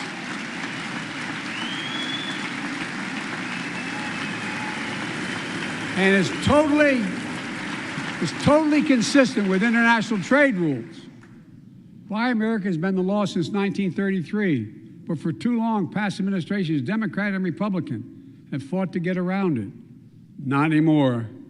Tonight, I'm announcing new standards that require all construction materials used in federal infrastructure projects to be made in America. Made in America. I mean it. Lumber, glass, drywall, fiber optic cable. And on my watch, American roads, bridges, and American highways are going to be made with American products as well. Folks, my economic plan is about investing in places and people that have been forgotten. So many of you listening to me tonight, I know you feel it. So many of you felt like you've just simply been forgotten. Amid the economic upheaval of the past 4 decades, too many people have been left behind and treated like they're invisible. Maybe that's you watching from home. Remember the jobs that went away. You remember them, don't you? The folks at home remember them. You wonder whether the path even exists anymore for your children to get ahead without having to move away. Well, that's why, I get that. That's why we're building an economy where no one's left behind. Jobs are coming back. Pride is coming back. Because choices we made in the last several years. You know, this is, in my view, a blue-collar blueprint to rebuild America and make a real difference in your lives at home. For example, too many of you lay in bed at night like my dad did, staring at the ceiling, wondering what in God's name happens if your spouse gets cancer, or your child gets deadly ill, or something happens to you. What are you going to have? You get money to pay for those medical bills? Or are you going to have to sell the house or try to get a second mortgage on it? I get it. I get it. With the Inflation Reduction Act that I signed into law, We're taking on powerful interests to bring healthcare costs down so you can sleep better at night with more security. You know, we pay more for prescription drugs than any nation in the world. Let me say it again. We pay more for prescription drugs than any major nation on earth. For example, 1 in 10 Americans has diabetes. Many of you in this chamber do, and in the audience. But every day, millions need insulin to control their diabetes so they can literally stay alive. Insulin's been around for over 100 years. The guy who invented it didn't even patent it because he wanted it to be available for everyone. It cost the drug companies roughly $10 a vial to make that insulin. Packaging it all, you may get up to $13. But Big Pharma has been unfairly charging people hundreds of dollars, $400 to $500 a month, making record profits. Not anymore. Not anymore.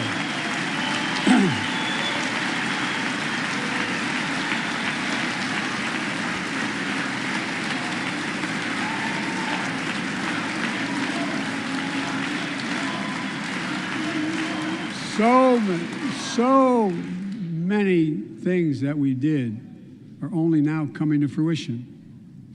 We said we were doing this, and we said we passed a law to do it, but people didn't know because the law didn't take effect until January 1 of this year.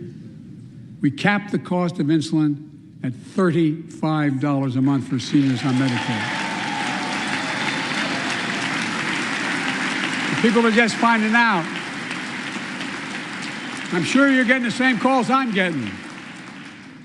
Look, there are millions of other Americans who do not or are not on Medicare, including 200,000 young people with type 1 diabetes and need this insulin to stay alive.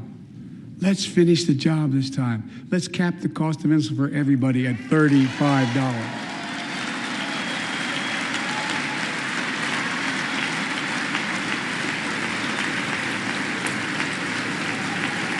Folks, the Big Pharma is still going to do very well, I promise you all. I promise you they're going to do very well. This law also caps and won't even go into effect until 2025. It costs out-of-pocket drug costs for seniors on Medicare at a maximum of $2,000 a year. You don't have to pay more than $2,000 a year, no matter how much your drug costs are. Because you know why? You all know it. Many of you, like many in my family, have cancer. You know the drugs can range from $10, $11, $14, $15,000 for the cancer drugs. If drug prices rise faster than inflation, drug companies are going to have to pay Medicare back the difference. We're finally giving Medicare the power to negotiate drug prices. Bringing down prescription drug costs doesn't just save seniors money, it cuts the federal deficit by billions of dollars, by hundreds of billions of dollars. Because these prescription drugs are drugs purchased by Medicare to keep their commitment to the seniors. Well, guess what? Instead of paying $400 or $500 a month, you're paying $15. That's a lot of savings for the federal government. And by the way, why would we want that? Now, some members here are threatening, and I know it's not an official party position, so I'm going to exaggerate, but threatening to repeal the Inflation Reduction Act. As my coach, that's okay, that's fair. As my football coach used to say, lots of luck in your senior year. Make no mistake, if you try anything to raise the cost of prescription drugs, I will veto it. Look, I'm pleased to say that more Americans have health insurance now than ever in history. A record 16 million people are enrolled in the Affordable Care Act. And thanks to the law I signed last year, saving millions are saving $800 a year on their premiums. And by the way, that law was written and the benefit expires in 2025. So my plea to some of you, at least in this audience, let's finish the job and make these savings permanent. Expand coverage of Medicaid.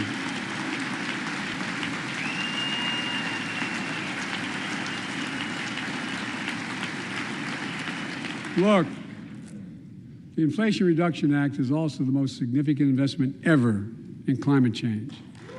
Ever. Lowering utility bills, creating American jobs, leading the world to a clean energy future. I visited the devastating aftermath of record floods, droughts, storms, and wildfires from Arizona to New Mexico to all the way up to the Canadian border. More timber has been burned, as I've observed from helicopters, than the entire state of Missouri. And we don't have global warming? Not a problem. In addition to emergency recovery, from Puerto Rico to Florida to Idaho, we're rebuilding for the long term. New electric grids that are able to weather major storms and not prevent those forest fires. Roads and water systems withstand the next big flood. Clean energy to cut pollution and create jobs in communities often left behind. We're going to build 500,000 electric vehicle charging stations installed across the country by tens of thousands of IBEW workers. And we're helping families save more than $1,000 a year with tax credits to purchase electric vehicles and efficient appliances, energy-efficient appliances. Historic conservation efforts to be responsible stewards of our land. Let's face reality. The climate crisis doesn't care if you're in a red or blue state. It's an existential threat. We have an obligation, not to ourselves, but to our children and grandchildren to confront it. I'm proud of how America at last is stepping up to the challenge. We're still going to need oil and gas for a while. But guess what? No, we do. But there's so much more to do. We got to finish the job. And we pay for these investments in our future by finally making the wealthiest and biggest corporations begin to pay their fair share. Just begin.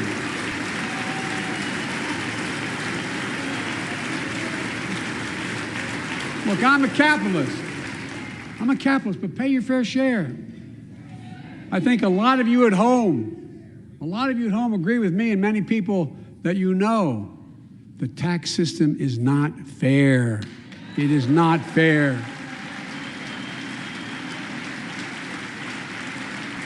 Look, the idea that in 2020, 55 of the largest corporations in America, the Fortune 500, made $40 billion in profits and paid zero in federal taxes? Zero? Folks, it's simply not fair. But now, because of the law I signed, billion-dollar companies have to pay a minimum of 15%. God love them. 15%. That's less than a nurse pays.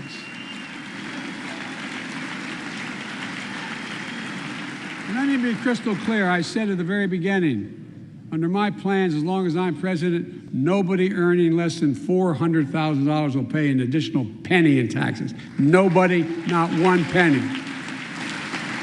But let's finish the job. There's more to do. We have to reward work, not just wealth. Pass my proposal for the billionaire minimum tax. You know, there's 1,000 billionaires in America. It's up from about 600 in the beginning of the term. But no billionaire should be paying a lower tax rate than a school teacher or a firefighter. I mean it. Think about it.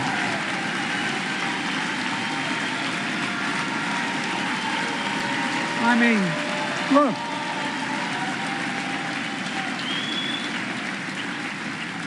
I know you aren't enthusiastic about that, but think about it. Think about it. Have you noticed Big Oil just reported its profits? Record profits.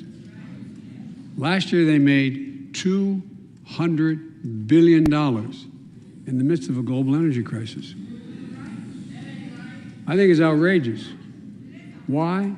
They invested too little of that profit to increase domestic production And when I talk to a couple of them, they say, we're afraid you're going to shut down all the oil wells, all the oil refineries anyway, so why should we invest in them? I said, we're going to need oil for at least another decade, and that's going to exceed and beyond that. We're going to need it. Production.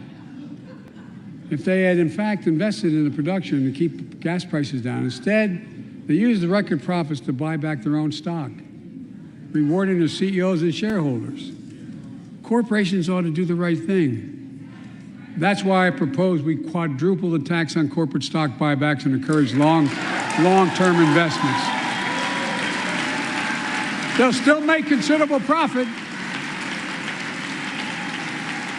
Let's finish the job and close the loopholes that allow very wealthy to avoid paying their taxes. Instead of cutting the number of audits for wealthy taxpayers, I just signed a law to reduce the deficit by $114 billion by cracking down on wealthy tax cheats. That's being fiscally responsible. In the last 2 years, my administration has cut the deficit by more than $1.7 trillion, the largest deficit reduction in American history. Under the previous administration, the American deficit went up 4 years in a row. Because those record deficits, no president added more to the national debt in any 4 years than my predecessor. Nearly 25% of the entire national debt that took over 200 years to accumulate was added by just one administration alone, the last one. They're the facts. Check it out. Check it out. How did Congress respond to that debt? They did the right thing. They lifted the debt ceiling 3 times without preconditions or crisis. They paid American bills to prevent an economic disaster in the country. So tonight I'm asking the Congress to follow suit. Let's commit here tonight to the full faith and credit of the United States of America will never, ever be questioned. Some of my Republican friends want to take the economy hostage. I get it, unless I agree to their economic plans. All of you at home should know what those plans are. Instead of making the wealthy pay their fair share, some Republicans want Medicare and Social Security to sunset. I'm not saying it's a majority. Let me give you, anybody who doubts it, contact my office. I'll give you a copy of the proposal. That means Congress doesn't vote. Well, I'm glad to see you. No, I tell you, I enjoy conversion. You know, it means if Congress doesn't keep the programs the way they are, they'd go away. Other Republicans say, I'm not saying it's a majority of you. I don't even think it's even a significant, but it's being proposed by individuals. I'm not politely not naming them, but it's being proposed by some of you.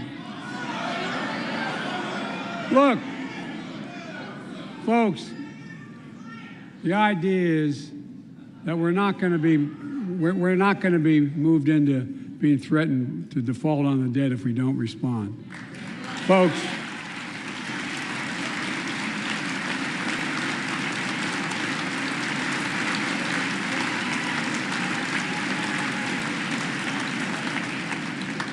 Folks, as we all apparently agree, Social Security and Medicare is off the books now, right? They're not to be started.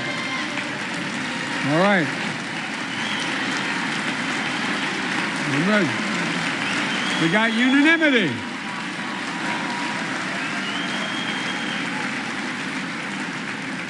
Social Security and Medicare are a lifeline for millions of seniors. Americans have to pay into them from the very first paycheck they started. So tonight, let's all agree, and we apparently are, let's stand up for seniors.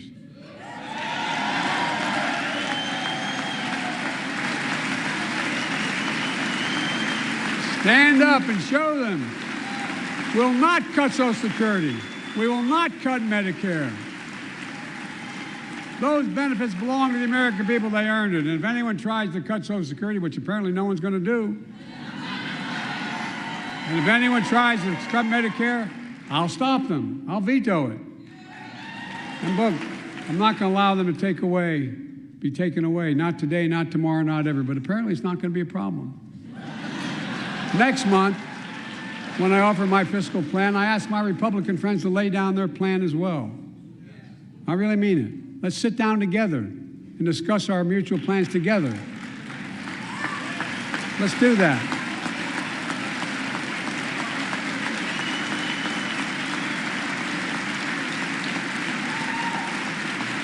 I can tell you, the plan I'm going to show you is going to cut the deficit by another $2 trillion. And it won't cut a single bit of Medicare or Social Security. In fact, we're going to extend the Medicare Trust Fund at least 2 decades, because that's going to be the next argument. How do we keep it solvent, right?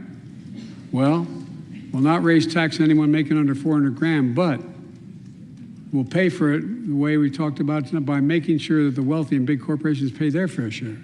Look. Here's the deal. They aren't just taking advantage of the tax code. They're taking advantage of you, the American consumer. Here's my message to all of you out there. I have your back.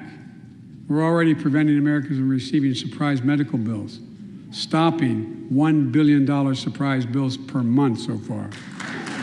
We're protecting seniors' life savings by cracking down on nursing homes that commit fraud, endanger patient safety, prescribe drugs that are not needed. Millions of Americans can now save thousands of dollars because they can finally get a hearing aid over the counter without a prescription. Look, capitalism without competition is not capitalism. It's extortion. It's exploitation. Last year, I cracked down with the help of many of you on foreign shipping companies that were making you pay higher prices for every good coming into the country. I signed to buy trust enforcement and prevent big online platforms from giving their own products an unfair advantage.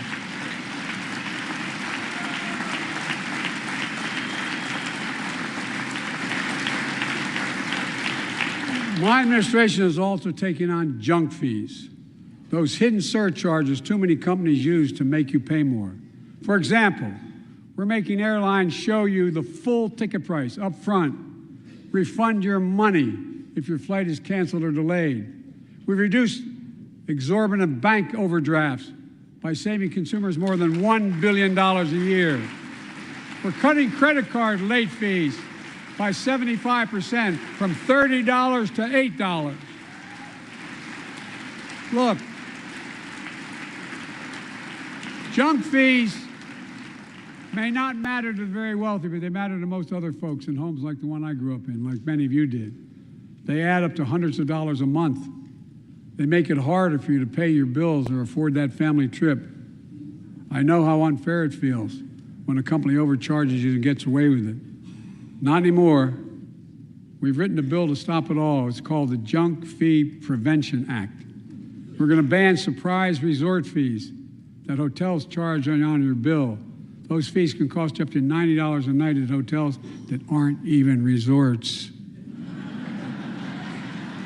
The idea that cable, internet, and cell phone companies can charge you $200 or more if you decide to switch to another provider. Give me a break. We can stop service fees on tickets to concerts and sporting events and make companies disclose all the fees up front. And we'll prohibit airlines from charging $50 round trip for family just to be able to sit together. Baggage fees are bad enough. Airlines can't treat your child like a piece of baggage. Americans are tired of being. We're tired of being played for suckers. So pass the Junk Fee Prevention Act so companies stop ripping us off. For too long, workers have been getting stiffed, but not anymore. We're beginning to restore the dignity of work. For example, I should have known this, but I didn't until 2 years ago.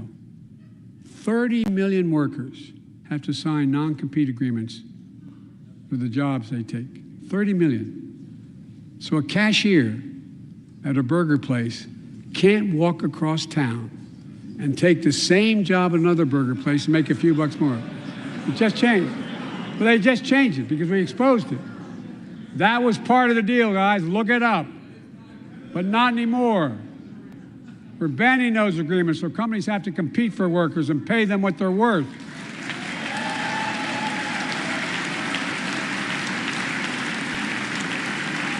And I must tell you,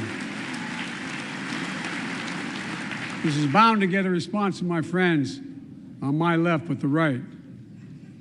I'm so sick and tired of companies breaking the law by preventing workers from organizing. Pass the PRO Act, because business have a right, workers have a right to form a union.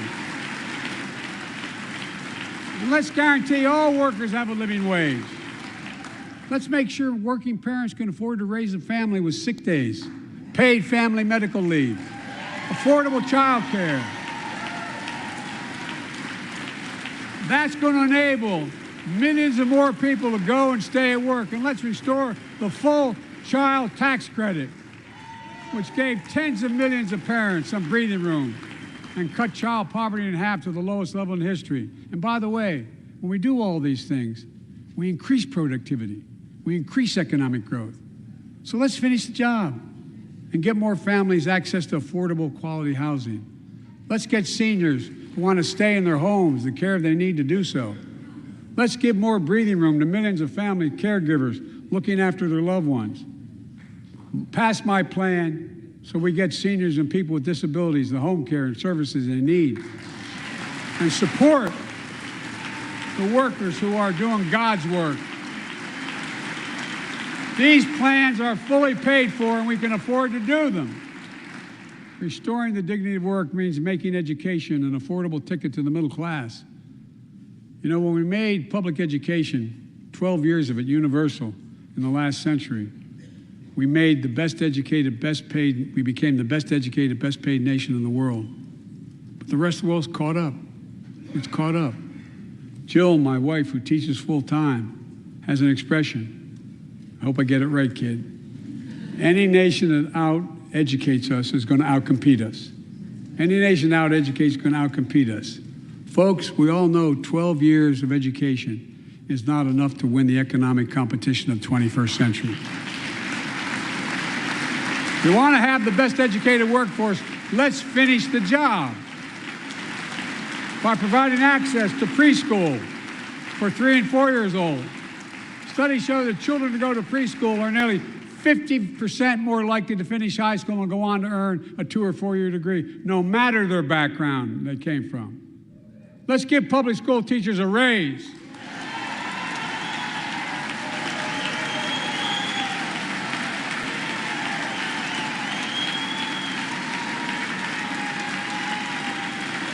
We're making progress by reducing student debt, increasing Pell Grants for working and middle-class families. Let's finish the job and connect students to career opportunities starting in high school. Provide access to 2 years of community college, the best career training in America, in addition to being a pathway to a 4-year degree. Let's offer every American a path to a good career, whether they go to college or not. And folks, in the midst of the COVID crisis, when schools were closed and we were shutting down everything, let's recognize how far we came in the fight against the pandemic itself. While the virus is not gone, thanks to the resilience of the American people and the ingenuity of medicine, we've broken the COVID grip on us. COVID deaths are down by 90%. We've saved millions of lives and opened up our country. We opened our country back up. And soon we'll end the public health emergency. But that's called a public health emergency. But we'll remember the toll and pain that's never going to go away. More than 1 million Americans lost their lives to COVID. 1 million. Families grieving, children orphaned, empty chairs at the dining room table constantly reminding you that she used to sit there. Remembering them, we remain vigilant. We still need to monitor dozens of variants and support new vaccines and treatments. So Congress needs to fund these efforts and keep America safe. And as we emerge from this crisis stronger, we're also got to double down on prosecuting criminals who stole relief money meant to keep workers and small businesses afloat.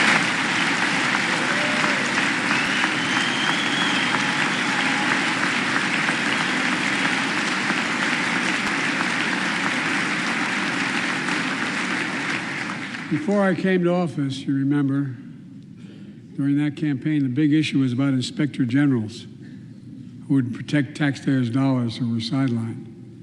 They were fired. Many people said we don't need them. And fraud became rampant. Last year, I told you the watchdogs are back. Since then, we've recovered billions of taxpayers' dollars. Now let's triple the anti-fraud strike force going after these criminals, double the statute of limitations on these crimes, and crack down on identity fraud by criminal syndicates stealing billions of dollars from the American people. And the data shows that for every dollar we put into fighting fraud, the taxpayers get back at least 10 times as much. It matters. It matters. Look, COVID left its scars, like the spike in violent crime in 2020, the first year of the pandemic. We have an obligation to make sure all people are safe. Public safety depends on public trust, as all of us know. But too often that trust is violated. Joining us tonight are the parents of Tyree Nichols. Welcome.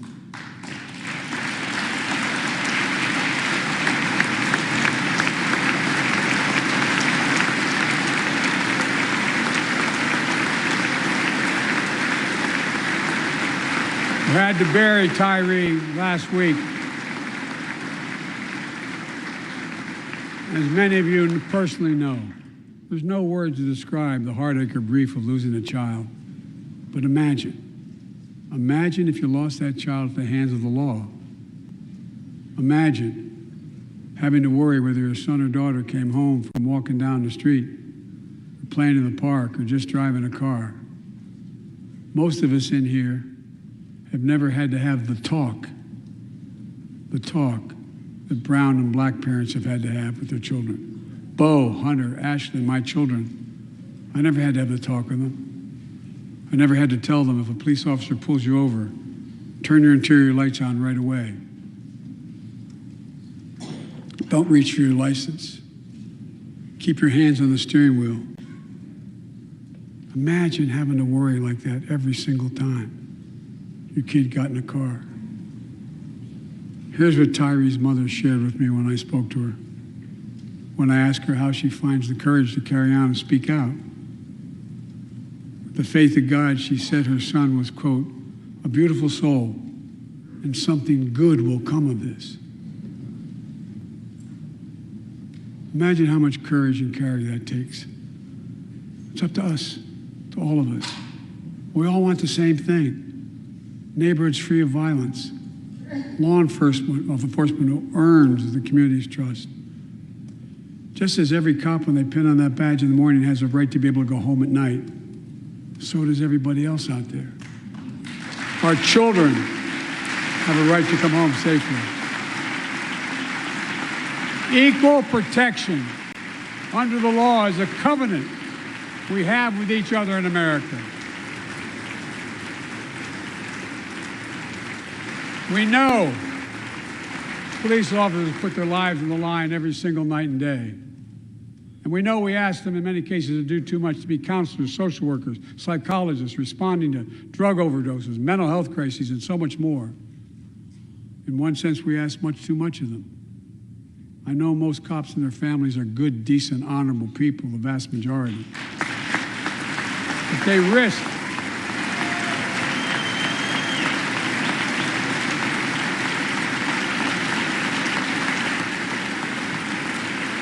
and they risk their lives every time they put that shield on.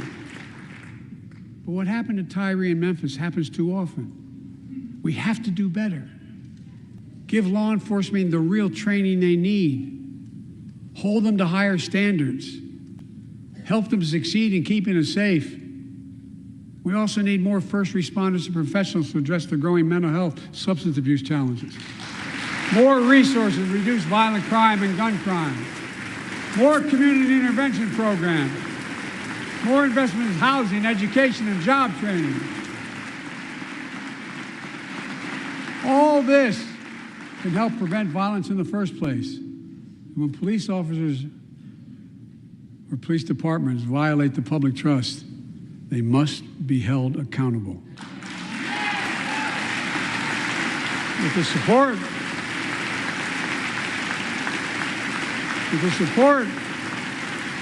of the families of victims, civil rights groups, and law enforcement, I signed an executive order for all federal officers banning chokeholds, restricting no-knock warrants, and other key elements of the George Floyd Act. Let's commit ourselves to make the words of Tyler's mom true. Something good must come from this. Something good. And all of us,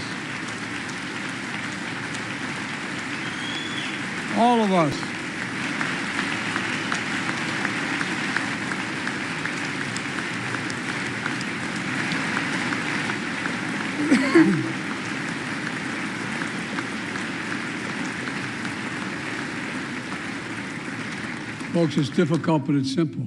All of us in this chamber, we need to rise to this moment. We can't turn away. Let's do what we know in our hearts that we need to do. Let's come together to finish the job on police reform. Do something. Do something. That was the plea of parents who lost their children in Uvalde. I met with every one of them. Do something about gun violence. Thank God. Thank God we did. Passing the most sweeping gun safety law in 3 decades. That includes things like that the majority of responsible gun owners already support. Enhanced background checks for 18 to 21 years old. Red flag laws, keeping guns out of the hands of people who are a danger to themselves and others. But we know our work is not done. Join us tonight is Brandon Say, a 26-year-old hero. Brandon put his college dreams on hold to be at his mom's side when she was dying from cancer. And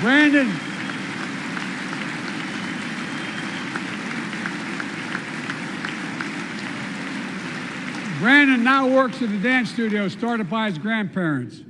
And 2 weeks ago, during the Lunar New Year celebrations, he heard the studio door close, and he saw a man standing there pointing a semi-automatic pistol at him. He thought he was going to die, but he thought about the people inside. And in that instant, he found the courage to act and wrestled a semi-automatic pistol away from the gunman who had already killed 11 people in another dance studio. 11. He saved lives. It's time we do the same. Ban assault weapons now.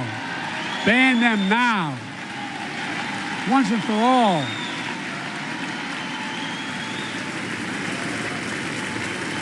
I led the fight to do that in 1994. In 10 years, that ban was law and mass shootings went down. After we let it expire in the Republican administration, mass shootings tripled. Let's finish the job and ban these assault weapons. And let's also come together on immigration. Make it a bipartisan issue once again.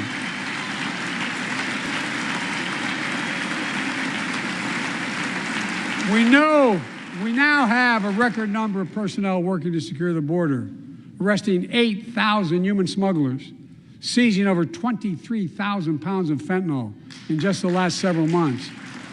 We've launched a new border plan last month. Unlawful migration from Cuba, Haiti, Nicaragua, and Venezuela has come down 97% as a consequence of that. But American border problems won't be fixed until Congress acts. If we don't pass my comprehensive immigration reform, at least pass my plan to provide the equipment and officers to secure the border.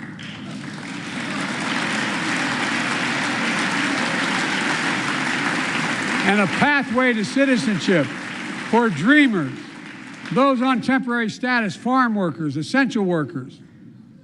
Here in the People's House, it's our duty to protect all the people's rights and freedoms. Congress must restore the right And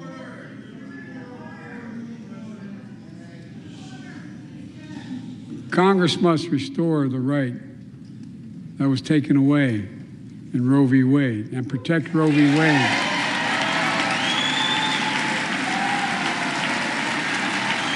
Give every woman a constitutional right. The Vice President and I are doing everything to protect access to reproductive health care and safeguard patient safety. While already more than a dozen states are enforcing extreme abortion bans. Make no mistake about it. If Congress passes a national ban, I will veto it.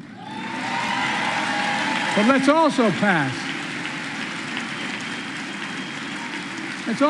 the Bipartisan Equality Act to ensure LGBTQ Americans, especially transgender young people, can live with safety and dignity. Our strength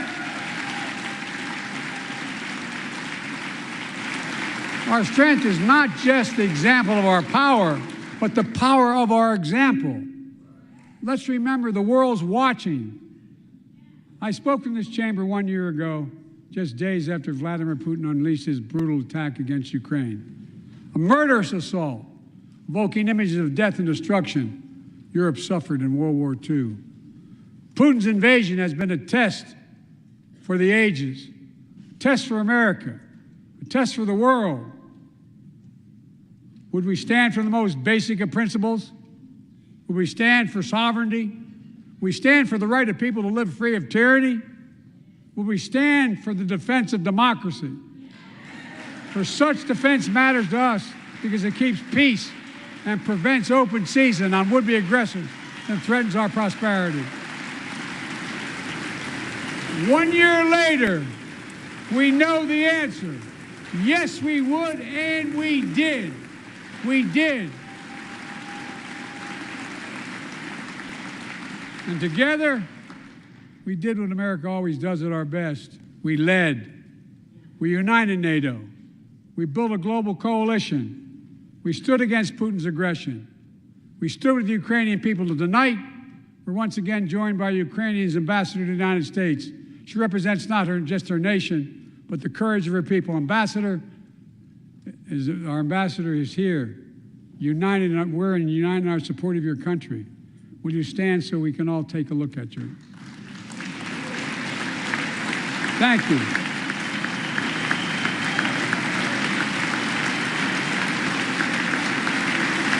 Because we're going to stand with you as long as it takes.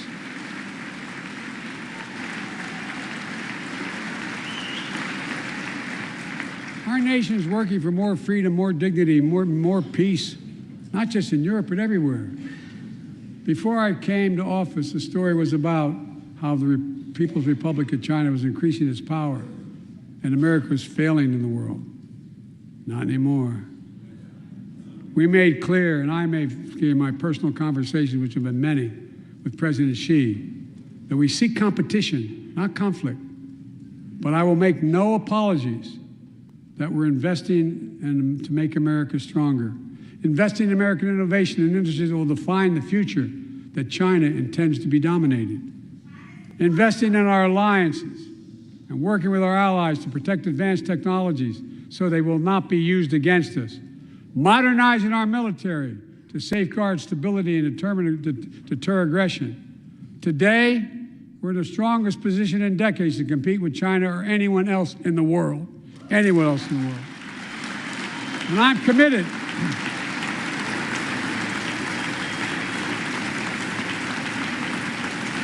I'm committed to work with China where we can advance American interests and benefit the world, but make no mistake about it. As we made clear last week, if China threatens our sovereignty, we will act to protect our country, and we did.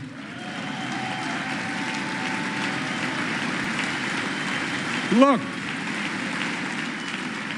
let's be clear.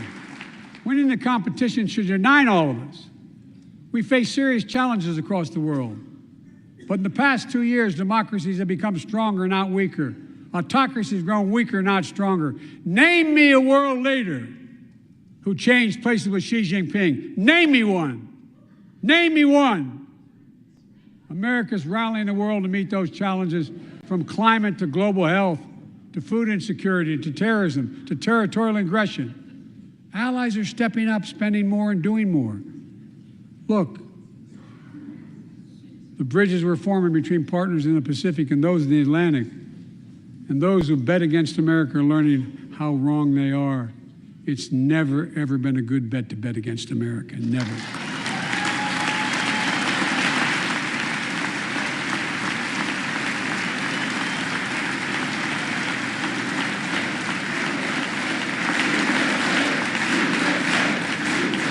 Well, when I came to office, most assured that bipartisanship assumed was impossible, but never believed it. That's why a year ago I offered a unity agenda to the nation as I stood here. We made real progress together. We passed a law making it easy for doctors to prescribe effective treatments for opioid addiction. We passed the gun safety law, making historic investments in mental health. We launched the ARPA-H drive for breakthrough in the fights against cancer, Alzheimer's, and diabetes, and so much more. We passed the Heath Robinson PACT Act, named after the late Iraq War veteran whose story about exposure to toxic burn kits I shared here last year.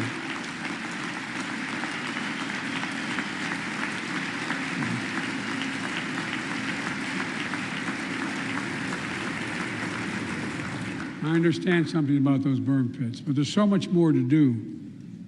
We can do it together. Joining us tonight is a father named Doug from Newton, New Hampshire. He wrote Jill, my wife, a letter, and me as well, about his courageous daughter, Courtney. A contagious laugh, his sister's best friend, her sister's best friend. He shared a story all too familiar to millions of Americans and many of you in the audience. Courtney discovered pills in high school. It spiraled into addiction and eventually death from a fentanyl overdose. She was just 20 years old. Describing the last 8 years without her, Doug said, "There's no worse pain." Yet their family has turned pain to purpose, working to end the stigma and change laws. He told us he wants to start a journey toward American recovery. Doug, we're with you. Fentanyl is killing more than 70,000 Americans a year. Big, you got it.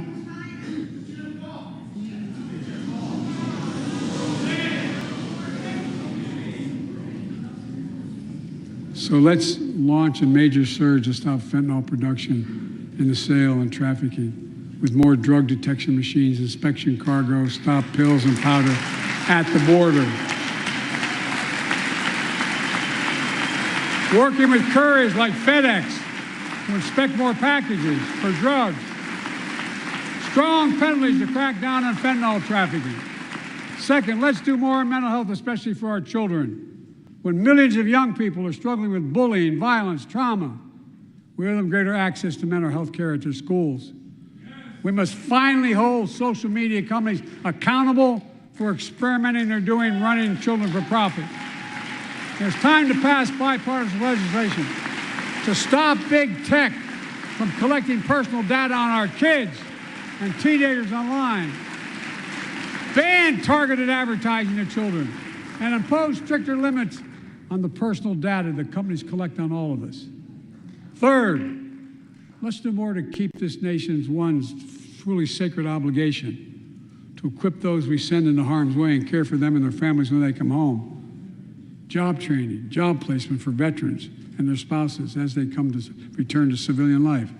Helping veterans afford the rent, because no one should be homeless in America, especially someone who served the country.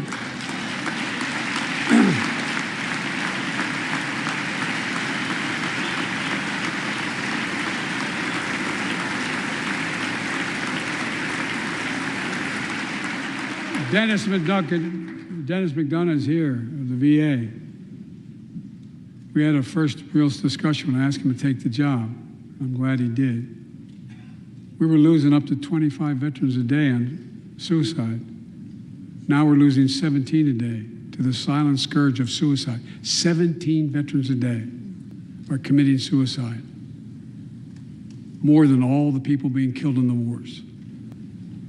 Folks, VA is doing everything it can, including expanding mental health screening, proven programs that recruits veterans to help other veterans understand what they're going through, get them the help they need. We got to do more. And fourth, last year, Jill and I reignited the cancer moonshot that I was able to start with President Obama asked me to lead our administration on this issue. Our goal is to cut the cancer death rates at least by 50% in the next 25 years. Turn more cancers from death sentences to treatable diseases. Provide more support for patients and their families. It's personal to so many of us in this audience. Joining us are Morris and Candice, an Irishman and the daughter of immigrants from Panama. They met and fell in love in New York City and got married in the same chapel Jill and I got married in New York City. Kindred spirits. He wrote us a letter about his little daughter, Ava, and I saw her just before I came over. She was just a year old when she was diagnosed with rare kidney disease, cancer. After 26 blood transfusions, 11 rounds of radiation, 8 rounds of chemo, 1 kidney removed, giving a 5% survival rate. He wrote how in the darkest moments he thought, if she goes, I can't stay. Many of you have been through that as well. Jill and I understand that like so many of you. And he read Jill's book describing our family's cancer journey and how we tried to steal moments of joy where we could with Bo. For them, that glimmer of joy was the half smile of their baby girl. It meant everything to them. They never gave up hope.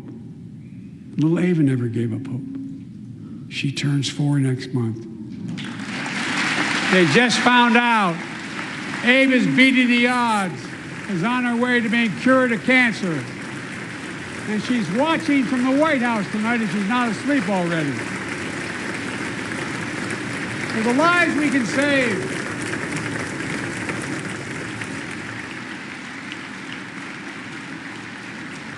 For the lives we can save and the lives we've lost, let this be a truly American moment that rallies the country and the world together and proves that we can still do big things. 20 years ago, under the leadership of President Bush and countless advocates and champions, he undertook a bipartisan effort through PEPFAR to transform the global fight against HIV/AIDS. It's been a huge success. He thought big, he thought large, he moved. I believe we can do the same thing with cancer.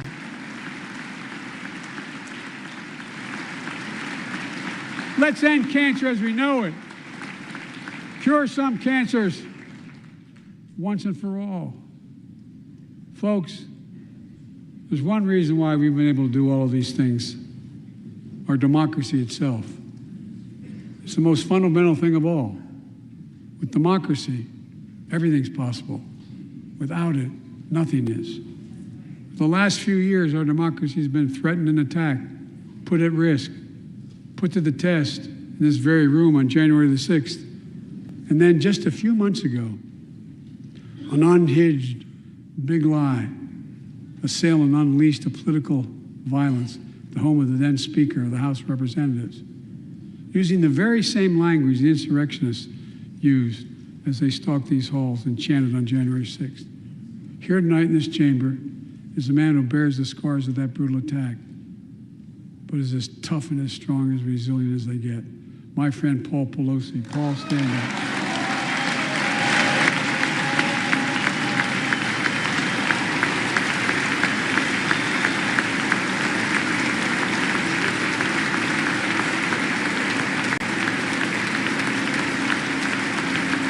But such a heinous act should have never happened. We must all speak out. There's no place for political violence in America. We have to protect the right to vote, not suppress the fundamental right. Honor the results of our elections, not subvert the will of the people. We have to uphold the rule of law and restore trust in our institutions of democracy. And we must give hate and extremism in any form no safe harbor.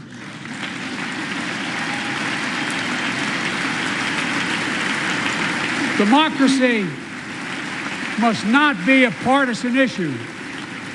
It's an American issue.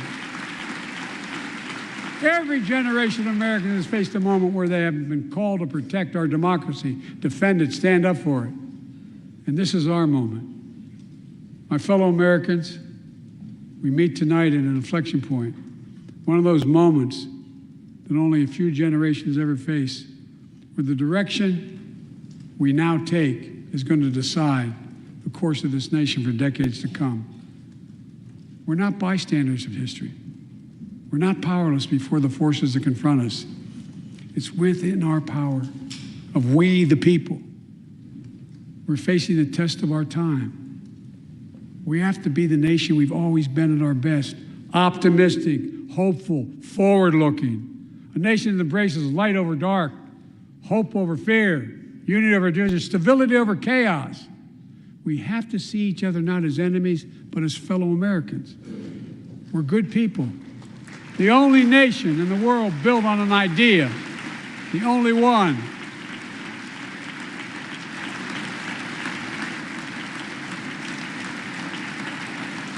Other nations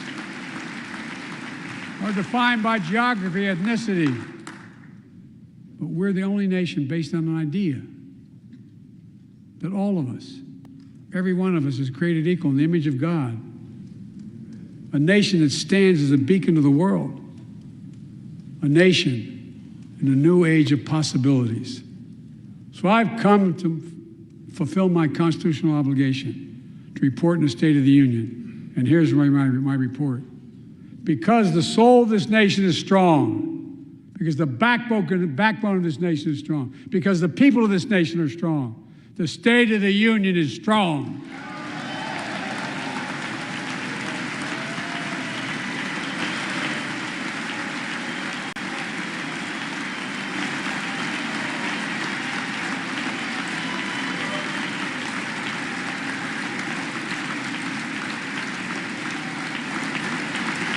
I'm not new to this place.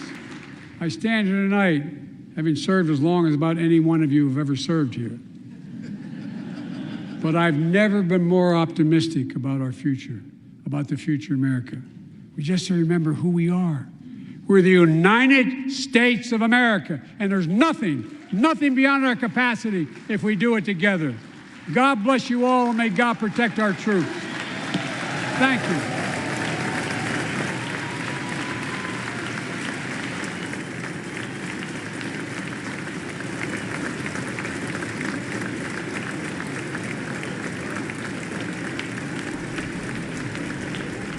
And so there we have it, the President of the United States, Joseph Robinette Biden, giving his second State of the Union address, concluding with the matter saying that the soul of America is strong, the backbone of America is strong, the people of America is strong, and went on to say because of that, the State of the Union is strong. Just some, Steve, some quick thoughts on this. Yeah, I mean, I think you'll see mixed reactions. He obviously made an attempt right off the bat to reach out to Kevin McCarthy, the speaker that you see on the screen right there, and congratulate him on, winning his speakership there. But at the same time, I couldn't help but notice a lot of heckling in the crowd and a lot of passion. I couldn't quite make out what the topics were that had people riled up on the Republican side, but one that did stand out was when President Biden mentioned the fentanyl crisis, and I did see that people said close the border. Yeah. And they kind of played into, or he kind of played into that by responding that, yes, we must focus on the border and stop fentanyl in its tracks and stop the fact that so many Americans are dying because of fentanyl. It's really striking when you see this president, as we watch him speaking with members of the House there as he prepares to leave the Capitol and leave the House chamber. But again, to your point, there was some heckling tonight from the Republican side. There were also some moments of joint applause, albeit the Republicans were pretty much quiet throughout the evening. We saw House Speaker Kevin McCarthy applaud him on trying to, when the president talked about finding a consensus and some bipartisanship to deal with the economy or the economic woes in this country and finding a solution to the debt ceiling. Yeah, and one of the things that kind of struck me was, when the camera panned to the members in the audience there, you had former Speaker Nancy Pelosi amongst the ranks of the rank and file, if you will. No longer the Speaker, obviously, and no longer holding a leadership position even in the Democratic Party. You saw President Biden go out of his way to congratulate the first African-American Democratic leader, Hakeem Jeffries. Yeah. I want to point out a couple of things the president also talked about that were somewhat noteworthy as well. The president talked about unity, reaching out to have a unity agenda. He reached out across the aisle, and when he heard some of the blowback from Republicans there, he actually listened to them and actually try to answer them right there. It was very interesting to see how the president was. The president was also upbeat, and many people had been looking to see if he would be upbeat or if he would look tired and old, but he seemed to be energetic, having a few problems with the teleprompter, but even we have problems with the teleprompter, but the president communicating his speech and his take on his agenda and touting his accomplishments and achievements. And at the same time, when we hear from Governor Sarah Huckabee Sanders of Arkansas, she will deliver the Republican address to the nation, and we'll hear what the Republicans have to say, in large part officially, about this president and about moving forward. And the question is, it keeps coming back to, how does America find itself gripped with the economy that we have, and also facing the fact that historically this president has been able to create a 3.4% unemployment rate, 10 million jobs. And so the question is, was he able to resonate with the American people? And to your point, newly elected Arkansas Governor Sarah Sanders Huckabee will be giving the Republican response to President Joe Biden's State of the Union. But before that, let's go back to the Capitol right now, where our congressional correspondent Melina Wisecup is there. Melina, if you could, paint the picture for us. What's your take on the scene there? Yeah, Stephen Kelly. So much like you both pointed out, the president was quite energetic, especially starting his speech and even throughout his speech. And like you all mentioned, there was a couple of moments of heckling and things. Some things I want to mention about where these moments occurred. So this State of the Union address comes at a time when one of the most pressing issues for President Biden is having to work across the aisle and work with House Speaker Kevin McCarthy on raising that debt ceiling. So when Biden tried to once again accuse Republicans, which has been a messaging strategy from Democrats, accused Republicans of trying to cut programs like Social Security and Medicare in exchange for raising the debt ceiling, you heard a lot of commotion from the Republican side, because this is something that Speaker McCarthy, as well as many Republicans that we've spoken to, have said that is off the table. And they're not willing to cut these programs. So once Biden did notice, like you mentioned, Kelly, he responded. Once Biden did notice that Republicans were sort of calling him out on this, he did respond to those Republicans, kind of calling on them to stand up and show the American people where they stand on the issue. And then at that point, you did see Republicans stand up with Democrats and cheer together. Another moment that was interesting where Republicans stood up and applauded was when Biden was speaking about his climate investments. And then he went on to say that the country still needs oil and gas for at least the next decade or so. And at that point, you did see a strong applause from Republicans. Of course, they have been big advocates for bringing back domestic production of oil or trying to help revive that industry and call for more investments there. Now, a note on China, a quick note. I was actually quite surprised personally that he didn't talk about China a bit more, considering how bipartisan that issue is and considering the sense of unity that the president was trying to make and is trying to make. He briefly mentioned that the U.S. shouldn't see China in the lens of conflict, but rather competition. And then he just defended his actions toward that Chinese spy balloon over the past week. And then one last note on his 2024 run. One quick thing that I did notice is that he did say when he was speaking about his investments in infrastructure that we're just getting started. So those are some of the key points that I picked up, much like you, Kelly, and Steve. Melina on the scene, thank you so much. All right, let's bring back our panel right now. Timothy Allen Simon joining us, as well as Paris Denard. Gentlemen, thank you for staying with us throughout this occasion with the President of the United States giving his second State of the Union address. And I'd like to ask you both, how effective was the President in presenting his successes to the American people? Timothy, starting with you.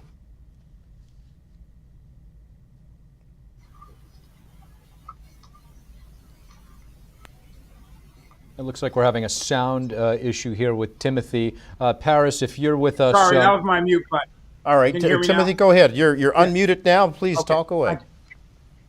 I think the speech was a little long, but the president did come out with considerable energy and really began engaging both sides of the aisle by referencing what we have accomplished together. In contrast to our former president, who was I, he was more we. And I think that is, to take it from the Three Little Pigs, I think that is a more effective way of drawing the attention, not only of the Congress and the various branches, but of the people. I thought that he had an effective message there. Paris, I'd just like to toss it over to you to get your reaction to the speech. Do you think that the Democratic base is feeling good about the president's accomplishments as we make our way into the 2024 election cycle? Well, I think it's surprising that everyone is talking about President Biden's energy. It's a shame when in one speech he seems to be awake and alert and energetic, and everyone has to comment about it because that's not the norm. The norm for Joe Biden as president is not someone who is youthful and energetic and exciting. And so that is something that he's going to have to think about and work on if he's going to, in fact, run for president in 2024. The other point is whether or not the base is satisfied. Look, the Democrat base is fractured. You have the progressives. You saw Representative Al Green raising up his cane throughout the speech, but you have others that are not aligned with everything that the president does because they want him to go further. They want him to be more aggressive. They want him to be more progressive.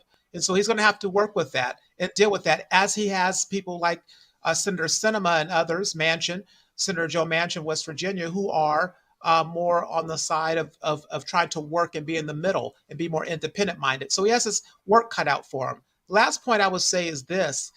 Speaker McCarthy specifically asked and requested of the president not to directly engage with Republican members in his caucus by name. He didn't do it by name, but he talked about them in general and referred to them. That was in poor form because Speaker McCarthy knew that was not going to go over well. And if you want to talk about unity and talk about working in a bipartisan manner, don't egg them on and poke at them in that negative way. So that was something that he probably could have avoided, hence a lot of the heckling that he did receive because of the information that he was given as well. Paris Denard talking to us about his insights and perspective on what the president discussed in tonight's State of the Union address. Timothy, I want to get back to you right now. As you see this president talking to the American people, the question is now going to be asked, what happens next? What must the Biden administration do, along with Speaker of the House Kevin McCarthy and the Republicans and the Democrats? What must they do to keep America moving forward? And might I add, to defend and protect democracy, because you noted that when he talked about can all of us stand up and applaud the senior citizens of this nation. So you have this intergenerational outreach that the president has to do, that members of the Congress have to do. What do you think lies ahead? Well, one, the president was very shrewd in putting Medicare and Social Security on the table, even drawing the ire of the Republicans. And I have to just agree with Paris for blaming the president for the heckling. I think any person can conduct themselves in a civilized fashion in a setting of this sort. but I think he did put forth that he will defend Medicare, he will defend Social Security. And as I understand, Speaker McCarthy has said similar. So I do think that's something that's going to have to be more transparency and clarified in terms of where we're going on the debt ceiling and what will be the proposal that's accepted. Clearly, China, I think the president is going to have to support a full investigation of this aircraft. I refuse to just call it a balloon, but this aircraft that's been collecting data. And how long has this been going on? You can't just say because we shot one down. This appears to be a intelligence gathering device of the CCP, and I think he should not pull any punches. I do think he has to look at China as an adversary. I don't see any other way under the circumstances of recent, and I think he's going to have to establish that, regardless of the fact that it may cause a degree of weakening within his own party. Paris, I have to ask you, to Timothy's point, it did strike me that the president did not emphasize the threat of China, anything really much about China, given the fact that we've seen what we've went through over the past week or so. It really struck me as well that he teed up COVID and the toll that COVID has taken on the U.S. and on the American people, without mentioning the origins and how China allowed it to spread throughout the world while shutting down domestically. Do you think that this was a missed opportunity for him? It certainly was a missed opportunity. This has been one of the strongest critiques from a foreign policy standpoint against President Biden, in the sense that he's been weak on China, weak when it comes to holding them accountable for COVID, for the human rights abuses, which a lot of people in that humanitarian space care a lot about, and also when it comes to this, as Timothy calls this large aircraft, this balloon that was flying over. It makes him seem that he is weak and not being strong and tough on China and standing up, not even calling them a competitor, kind of softening how he talks about them. Look, the American people have seen for quite a while the ramifications of being weak on China and their impact and their stronghold on the American economy, and it's not good. And so this is something that he should have been stronger on. And to Timothy's other point about civility, I was glad that the Speaker of the House showed civility and didn't rip up the speech like Speaker Pelosi did. That was something that was important to show that he can conduct himself as Speaker. And actually, when the members of his caucus were heckling, you saw him repeatedly tell them, quiet down, shh, don't do that, out of respect to the office. That was something that was good for Speaker McCarthy to do.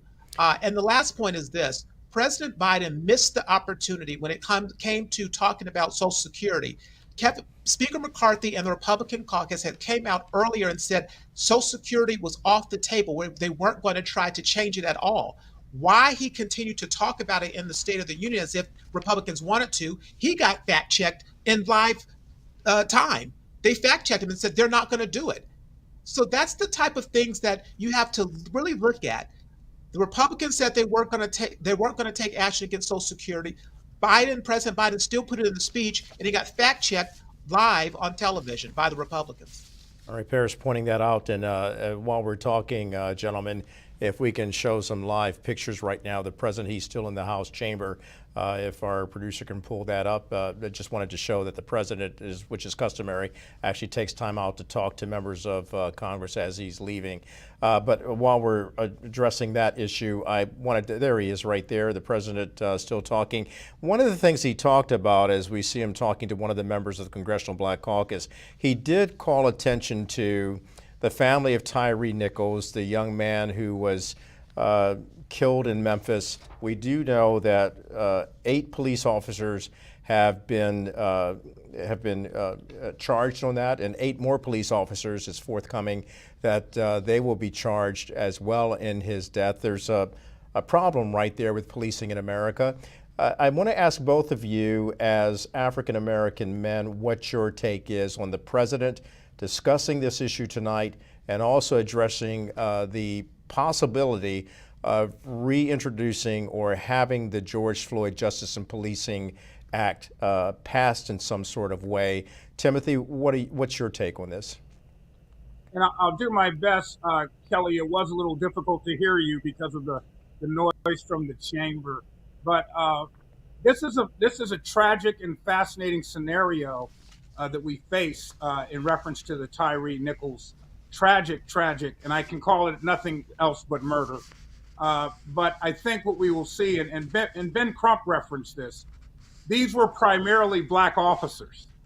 And as black men, I think we know that the justice will probably be much swifter on the black officers than we've experienced in other cases involving excessive force or police misconduct around the country. I think the same thing occurred in Baltimore. And what it says is that the issue of the targeted attacks on African American males, it crosses racial lines. And I think Republicans who do not want to see government all in our business, all in our households, all in our families, they should take a stand against excessive police force, because in many communities, they're really occupied by the police departments rather than the police actually serving the community. I think this is a great area that Republicans can attract more support from a more diverse audience that wants to see, when we're talking about less government, that includes police enforcement as well.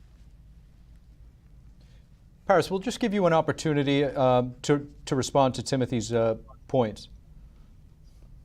Look, I think that we could have had police reform. First of all, let me just say it is a tragic turn of events that happened in Memphis for the family of Tyree Nichols to see their son and their family member murdered like that. It's unacceptable, should not have happened.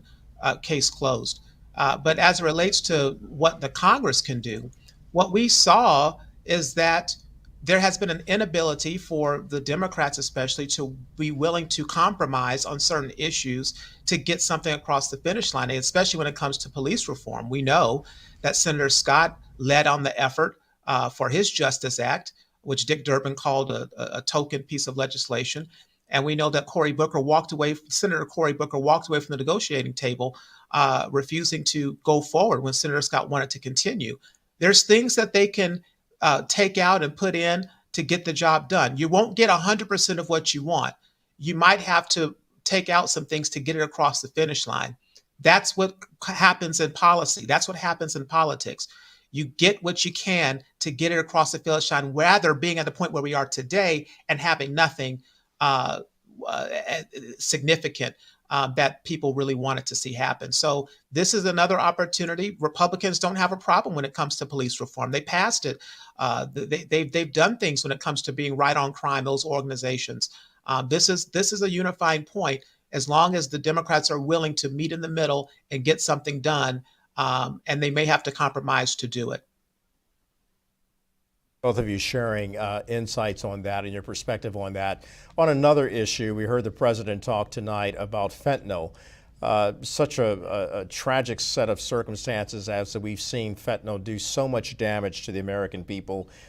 Even citing tonight the president talking about one of the guests and a 20-year-old daughter of one of the guests succumbing to fentanyl. I recall doing, Stephen, an opioid addiction series many years ago, and just how devastating this has been and how long it's been. And I know we're repeating this, but the Republican response was shut down the borders. It's important to bring this up because as we move forward and we strive to protect our young people in America as well as older people, the president was pointing out it's not just fentanyl, it's also social media, it's also the big tech companies. How does the Congress and the president bring all this together? We are standing by waiting for Governor Sarah Huckabee Sanders to deliver the Republican address. So real quickly, Timothy, how do we address all of the above? I think with the truth, our mayor, London Breed, African-American woman, cited the Honduran community for being responsible for much of the fentanyl that's coming into San Francisco, devastating our city. She was attacked. She was attacked for being racially insensitive to the Latinx. Even though if you say Crips or Bloods, immediately African-American comes into your imaginary vision.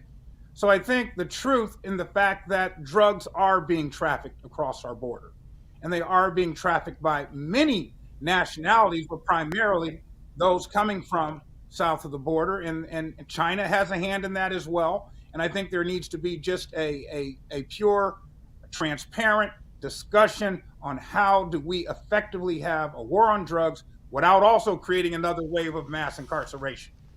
There's a lot of mental health issues tied in that. And Timothy and Paris, if you could just stand by for a moment. We're going to go back to the Capitol where we have Florida Congresswoman Kat Cammack set to join us. Congresswoman, are you there? Yep, I can hear you great. Congresswoman, thank you so much for taking some time. If you could, obviously you just sat through the speech. What are your initial thoughts on President Biden's State of the Union? Well, I got to tell you, it was a little disorienting, first from the yelling and then the whispering. It was a little weird from that standpoint, but more importantly, it seemed like there were two State of the Unions. It seemed like President Biden couldn't decide whether or not he wanted to send a message of unity or attack Republicans, because he seemed to talk about both in the same breath. He conveniently forgot about Chinese spy balloons that dominated the news cycle for the last week, and of course left out the disastrous withdrawal from Afghanistan.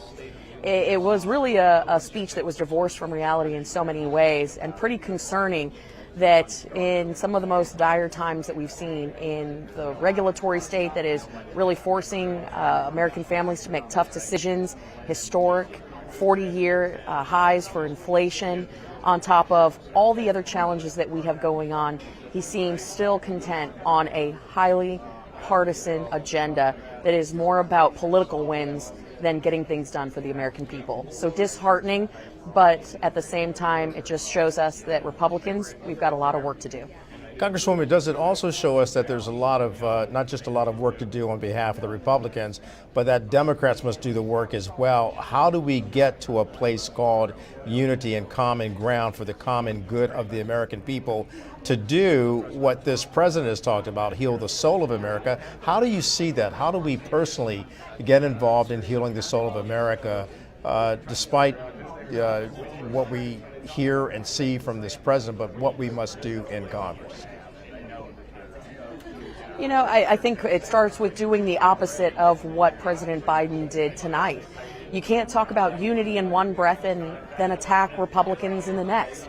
That is exactly where the trust starts breaking down. Furthermore, I feel that he was incredibly disingenuous in talking about issues that impact all Americans regardless of party affiliation, especially in talking about the border and fentanyl poisonings. In one breath he says we need to pass only his bill, only he can fix the border, but then disregards the fact that Republicans have been calling for security at the border for years. We have talked about the fact that the source of this fentanyl that is poisoning and killing 300 Americans a day is coming from China and subsequently being processed and then trafficked through Mexico into the United States. These are all facts that he conveniently ignores. On the front of the economy, he talks about only a made in America, but in the next breath, he's talking about taking on corporations and conveniently omitting the fact that he is regulating American industry out of business. So he really can't have it both ways. We've got to get back to that place of unity, but that starts with putting your money where your mouth is. And in this case, he has done anything but. Congresswoman Kat Cammack, thank you so much for taking some time to join us. And right now, we are going to bring you Arkansas Governor Sarah Sanders Huckabee's rebuttal to the State of the Union. Ever known, because we're the freest country the world has ever known, with a people who are strong and resilient. 5 months ago, I was diagnosed with thyroid cancer. It was a hard time for our family, particularly our kids, Scarlett, Huck, and George. But we kept our faith and persevered. Thanks to exceptional doctors here in Arkansas, a successful surgery, and the grace of God, I am cancer-free. Through it all, I couldn't help but think about my mom. She was 20 years old and in her first year of marriage when she was diagnosed with spinal cancer. The doctors told her she might not live, and if she did live, they said she'd never walk again. And if she did walk, she'd definitely never have children. The daughter she was told she'd never have was just sworn in as the new governor of Arkansas and is speaking to you tonight. Adversity and fear of the unknown can paralyze us, but faith propels us to charge boldly ahead. We can't stand still in the face of great challenges. You and I were put on this earth for such a time as this, to charge boldly ahead. I'll be the first to admit, President Biden and I don't have a lot in common.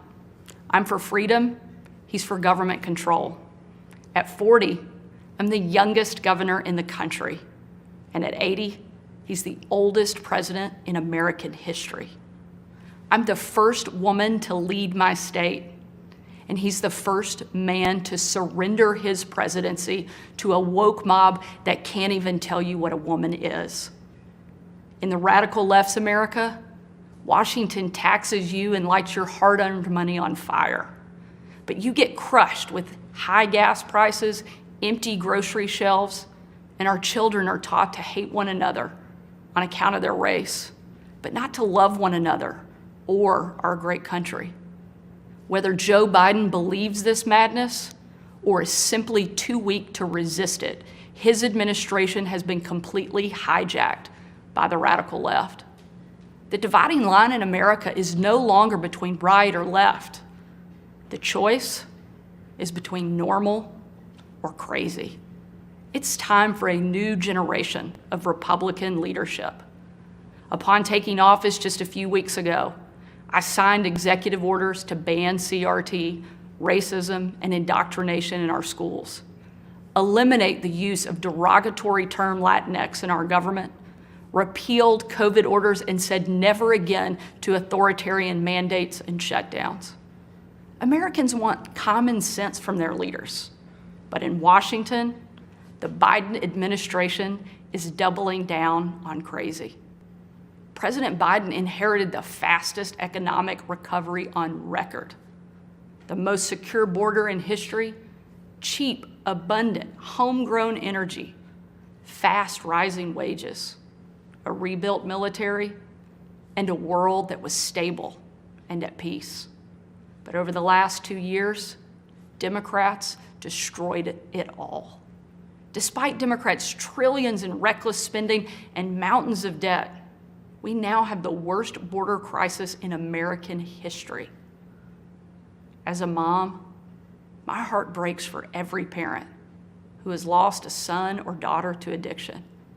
100,000 Americans a year are now killed from drug overdoses, largely from fentanyl pouring across our southern border. Yet the Biden administration refuses to secure the border and save American lives. And after years of Democrat attacks on law enforcement and calls to defund the police, violent criminals roam free, while law-abiding families live in fear. Beyond our border, from Afghanistan to Ukraine, from North Korea to Iran, President Biden's weakness puts our nation and the world at risk. And the president's refusal to stand up to China, our most formidable adversary, is dangerous and unacceptable. President Biden is unwilling to defend our border, defend our skies, and defend our people. He is simply unfit to serve as commander-in-chief. And while you reap the consequences of their failures, the Biden administration seems more interested in woke fantasies than the hard reality Americans face every day. Most Americans simply want to live their lives in freedom and peace. But we are under attack in a left-wing culture war we didn't start and never wanted to fight. Every day we are told we must partake in their rituals, salute their flags, and worship their false idols, all while big government colludes with big tech to strip away the most American thing there is, your freedom of speech. That's not normal. It's crazy, and it's wrong. Make no mistake, Republicans will not surrender this fight.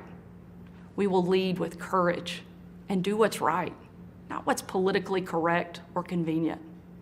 Republicans believe in an America where strong families thrive in safe communities, where jobs are abundant and paychecks are rising, where the freedom our veterans shed their blood to defend is the birthright of every man, woman, and child.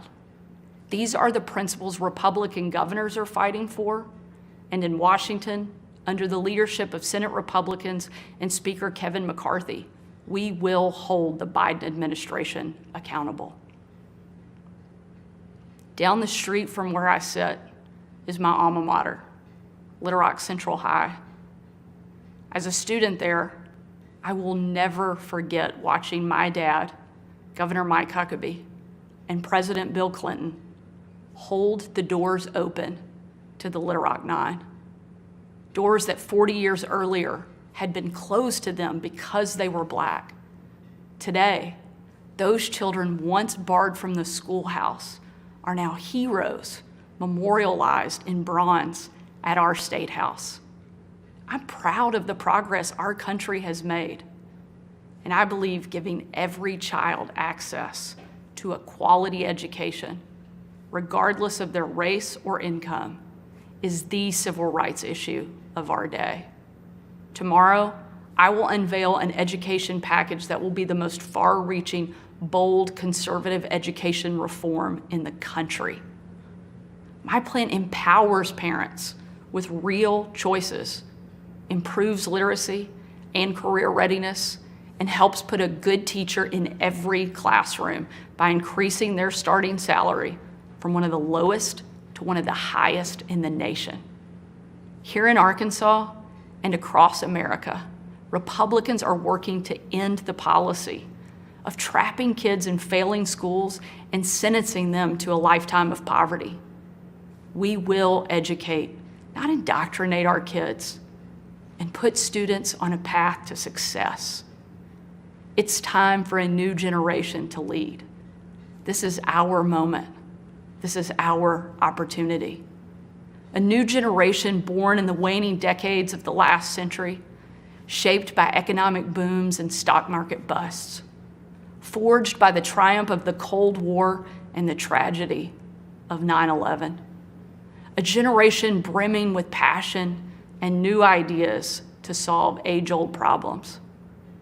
A generation moored to our deepest values and oldest traditions, yet unafraid to challenge the present order and find a better way forward. If we seize this moment together, America can once again be the land of the free and the home of the brave. During my 2.5 years at the White House, I traveled on every foreign trip with the president. A trip I will never forget was on December 25th of 2018. My husband Brian and I had just cleaned up wrapping paper that was shoved into every corner of our house, thanks to our 3 kids. When I had to walk out on my own family's Christmas, unable to tell them where I was going that night, because the place I'd be traveling was so dangerous, they didn't want anybody to know that the president was going to be on the ground, even for a few hours. We boarded Air Force One in complete and total darkness. There were no lights on the plane, no lights on the runway. Our phones and computers shut down and turned in. We were going completely off the grid. Nearly 12 hours later, in the pitch black of night, we landed in the war-torn part of Western Iraq. It was again a similar scene. No lights on the plane, no lights on the runway. The only thing you could see was coming from about a mile away in a dining hall where hundreds of troops who were in the fight against ISIS had gathered expecting to celebrate Christmas with senior military leadership from around the region. They had absolutely no idea that the president and first lady were about to walk into that room. And when they did, it was a sight and a scene and a sound I hope I never forget. The room erupted. Men and women from every race, religion, and region, every political party, every demographic you can imagine, started chanting in perfect unison over and over and over again, USA, USA, USA.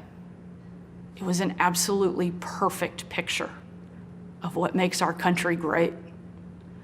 One of the young soldiers yelled from the back, "Mr. President, I re-enlisted in the military because of you." And the president said, "And son, I'm here because of you." Shortly after, that young soldier came. And we're listening to the response from Governor Sarah Huckabee Sanders as she is delivering the Republican response. We are approaching 11 p.m. Eastern Time. Pardon our interruption. We'll be wrapping up our live conference here on here on TV. But please tune in to NTD's YouTube channel as we continue. That's at ntd.com or the YouTube channel, where we'll continue our coverage and continue to listen to Arkansas Governor Sarah Huckabee Sanders. From all of us here at NTD, good night and God bless America.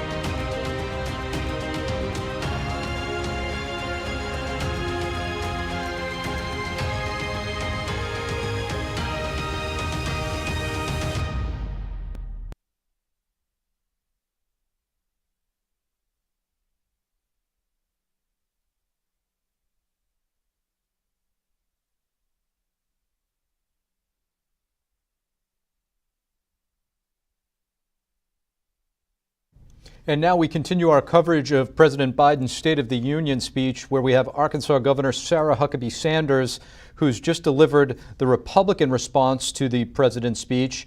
Joining us next to recap. Actually, the governor is still addressing the audience, so we continue to listen to her speech from the Arkansas Mansion as she talks about a new generation moving forward as she delivers her Republican response. Not to be caretakers of the status quo, but to be change makers for the American people. We know not what the future holds, but we know who holds the future in his hands. And with God as our witness, we will show the world that America is still the place where freedom reigns and liberty will never die. Thank you. God bless you, and God bless America. And there you have it, Arkansas Governor Sarah Huckabee Sanders giving the rebuttal.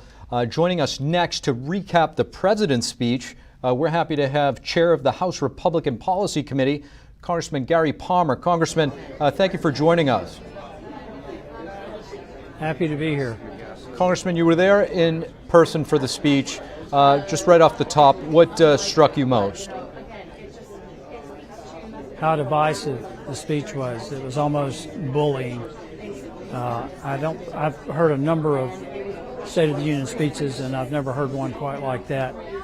For a president to come out and talk about unity and bringing the country together, and then attack Republicans with, frankly, stuff that's just not true, was very disappointing. Congressman, the president touted his economic policy. What did you make of what he said, and specifically when it comes to inflation, and what direction do you see the economy heading in the coming months? Well, in regard to the president's analysis of the economy, it was very misleading.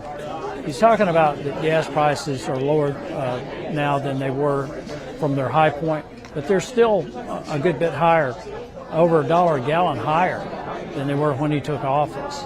He talks about the unemployment rate being the lowest that it's been in decades, maybe the lowest ever recorded. But what he doesn't tell the American people is the Bureau of Labor Statistics stopped counting people who are not looking for work.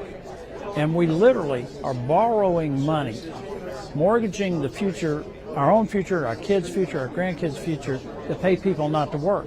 They're not counted. We have one of the lowest labor participation rates that we've seen in decades. So when he tells you that the unemployment rate is low, it's because so many people are no longer looking for work and they're not even counted. So, like I say, the president misrepresented so many things about the condition of the country that it was very disappointing to hear that. Congressman, I mean, to your point, the president proudly said that inflation is coming down and touted lower gas prices. You do sit on the Energy and Commerce Committee. What do you make of those specific comments?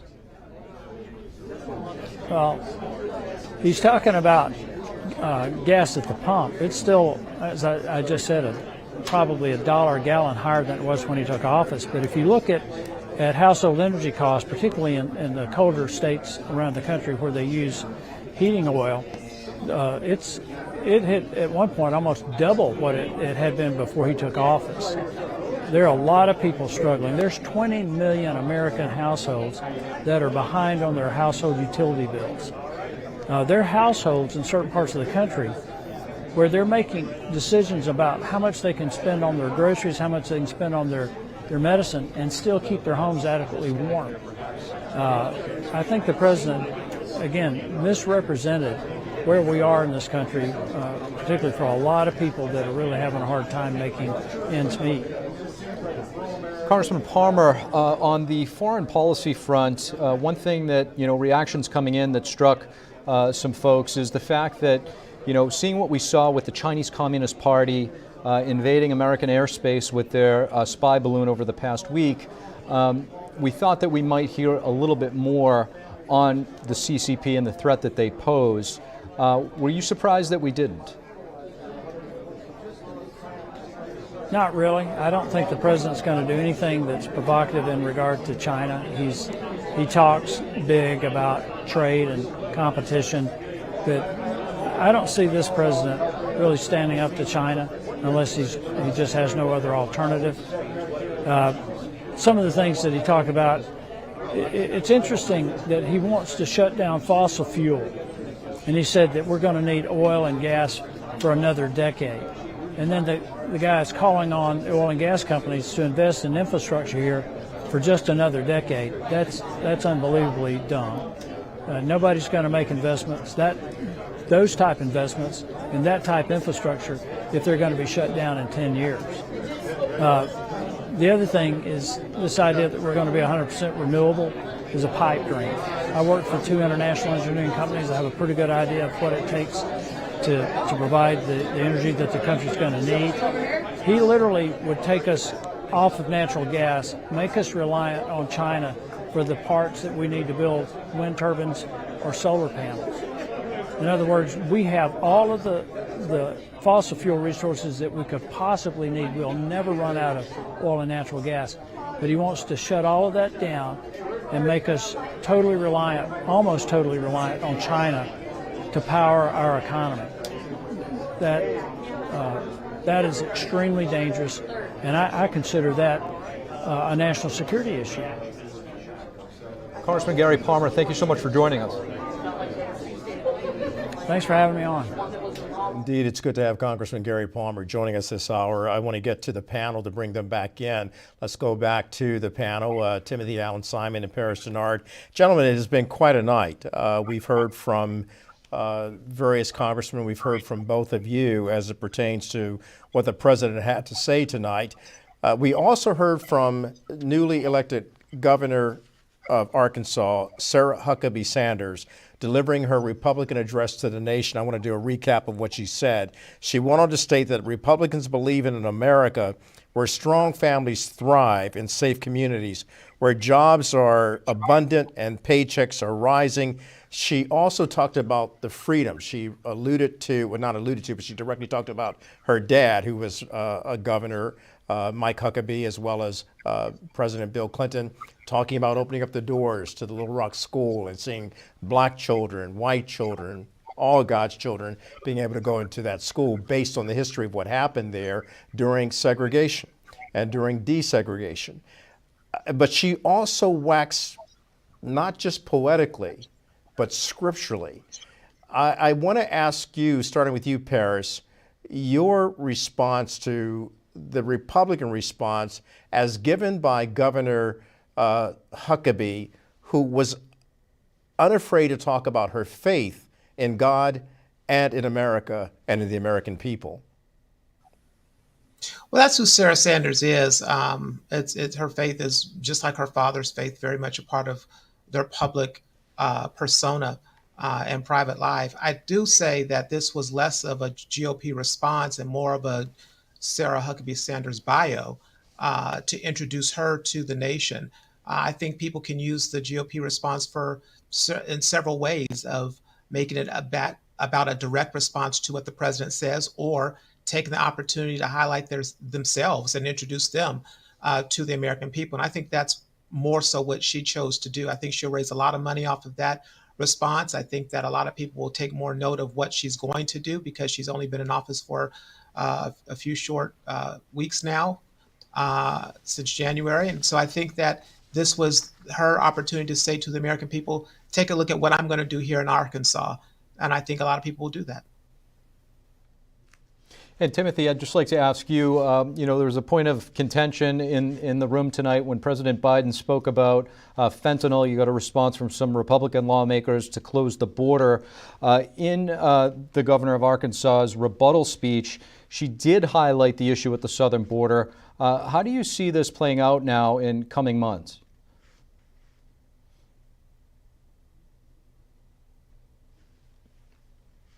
Timothy, I believe you're mute. Timothy, you might be muted there. If you unmute There I yourself. go again. There I go again with the mute button. I'm sorry. It's going to be a battleground issue in 2024. The relationship between the southern border and drugs, which is nothing new, by the way. This has been a challenge that this country has had, not only the importation of drugs, but our consumption of those drugs as a country. And it is a mental health issue. I think it's not necessarily a criminal justice issue, but we do have to get our arms around it. I agree with Paris that, she spoke about a new generation of Republican leadership while at the same time lamenting on former President Trump. I think in her own way, she's trying to position herself for future national office, not just what she's going to do in Arkansas. There's already been talk of her possibly being a vice presidential running mate. So it was clear to me that she was giving a message, or took the opportunity to give the message of her leadership. And but one thing that rang interesting to me, and I don't want to make it take up too much time, when President Biden talked about what really was America first and American manufacturing and American, goods required from America. When President Trump made those same kind of remarks, the media referred to it as isolationism, as nationalism, as withdrawing from the global theater. Well, it's just interesting to me what we talk about as a free thinker, how certain people can be characterized a certain way for saying almost the exact same thing. And Paris, any response to that? I mean, look, he's right. It's fascinating, but that's how politics goes. That's how the media is. And it just goes to show that a lot of times people are less concerned about really getting things done and just really dividing the nation. When you take out the things that if you take out President Trump or the word Republican and look at the things that they were able to accomplish under his presidency, a lot of people would say that their lives were better, that the policies were working for them, especially from an economic standpoint. But because it's Donald J. Trump or because it was Republican, they won't give him the credit. And I think you just have to give credit to where credit is due and do things that will help move the country forward. The problem with politics is that politics gets in the way of good policy, because you won't give the good policy a chance, because that would mean a win for your opponent or a win for McCarthy. So we don't want to give McCarthy a win, so we won't do that what the Republican Congress wants to do. If you want to bring this country together and you want to really make people feel better than they do with the 60-some-odd% saying the economy is bad, you've got to find the compromise and stop demonizing the other party or the other person and give credit where credit is due. And the border is a prime example. There's no question. The fentanyl issue is directly linked to the border. You need to have a strong border policy, enforcement of the border, so that we can keep the southern states and the entire country safe. Until we do that, it's all lip service. Donald Trump can talk about it and it's wrong, but I promise you, if Joe Biden talked about really having a strong border and cited the humanitarian aspects of it, he would be celebrated like they clapped tonight when he talked about the link between the border and the drugs, referring to the parent. It's politics. Gentlemen, we want to thank you both. Paris Denard, Timothy Allen Simon, giving keen insights and perspective on President Joe Biden this February 7th, 2023, the State of the Union, the president delivering his second State of the Union since being in office. You know, Paris was saying something about we've got to stop demonizing each other. And getting back to what Governor Huckabee talked about, it's really come to a place now where Americans have to exercise faith and perseverance to develop the character, and I might add the godly character, so that we do stop demonizing each other. There is a scripture that says in Isaiah, in order to become restorers of the streets of dwelling, in order to restore our nation, we have to stop pointing fingers at each other and maliciously wounding each other, but set the oppression free and help people be restored to a better way of living. So this president, this Congress, these governors that operate in the leadership in America, as well as local municipality leaders and state leaders, they all have to come together to stop demonizing each other and apply that faith and perseverance to move our nation forward. Well said, Kelly, and indeed you made the point that Sarah Huckabee Sanders made about bringing faith into our lives, and that's a very important thing that you did not hear much from on the other side, but hopefully we'll hear more of it in the future. It's time for it, my friend. We have to stand together or fall and perish as fools. I would just like to thank you for letting me be part of this tonight on NTD. It's been a pleasure. It's been an honor, and thanks to all of our viewers tuning in from around the world. I'm Steve Lance with my co-host Kelly Wright. So long, everybody, and good night.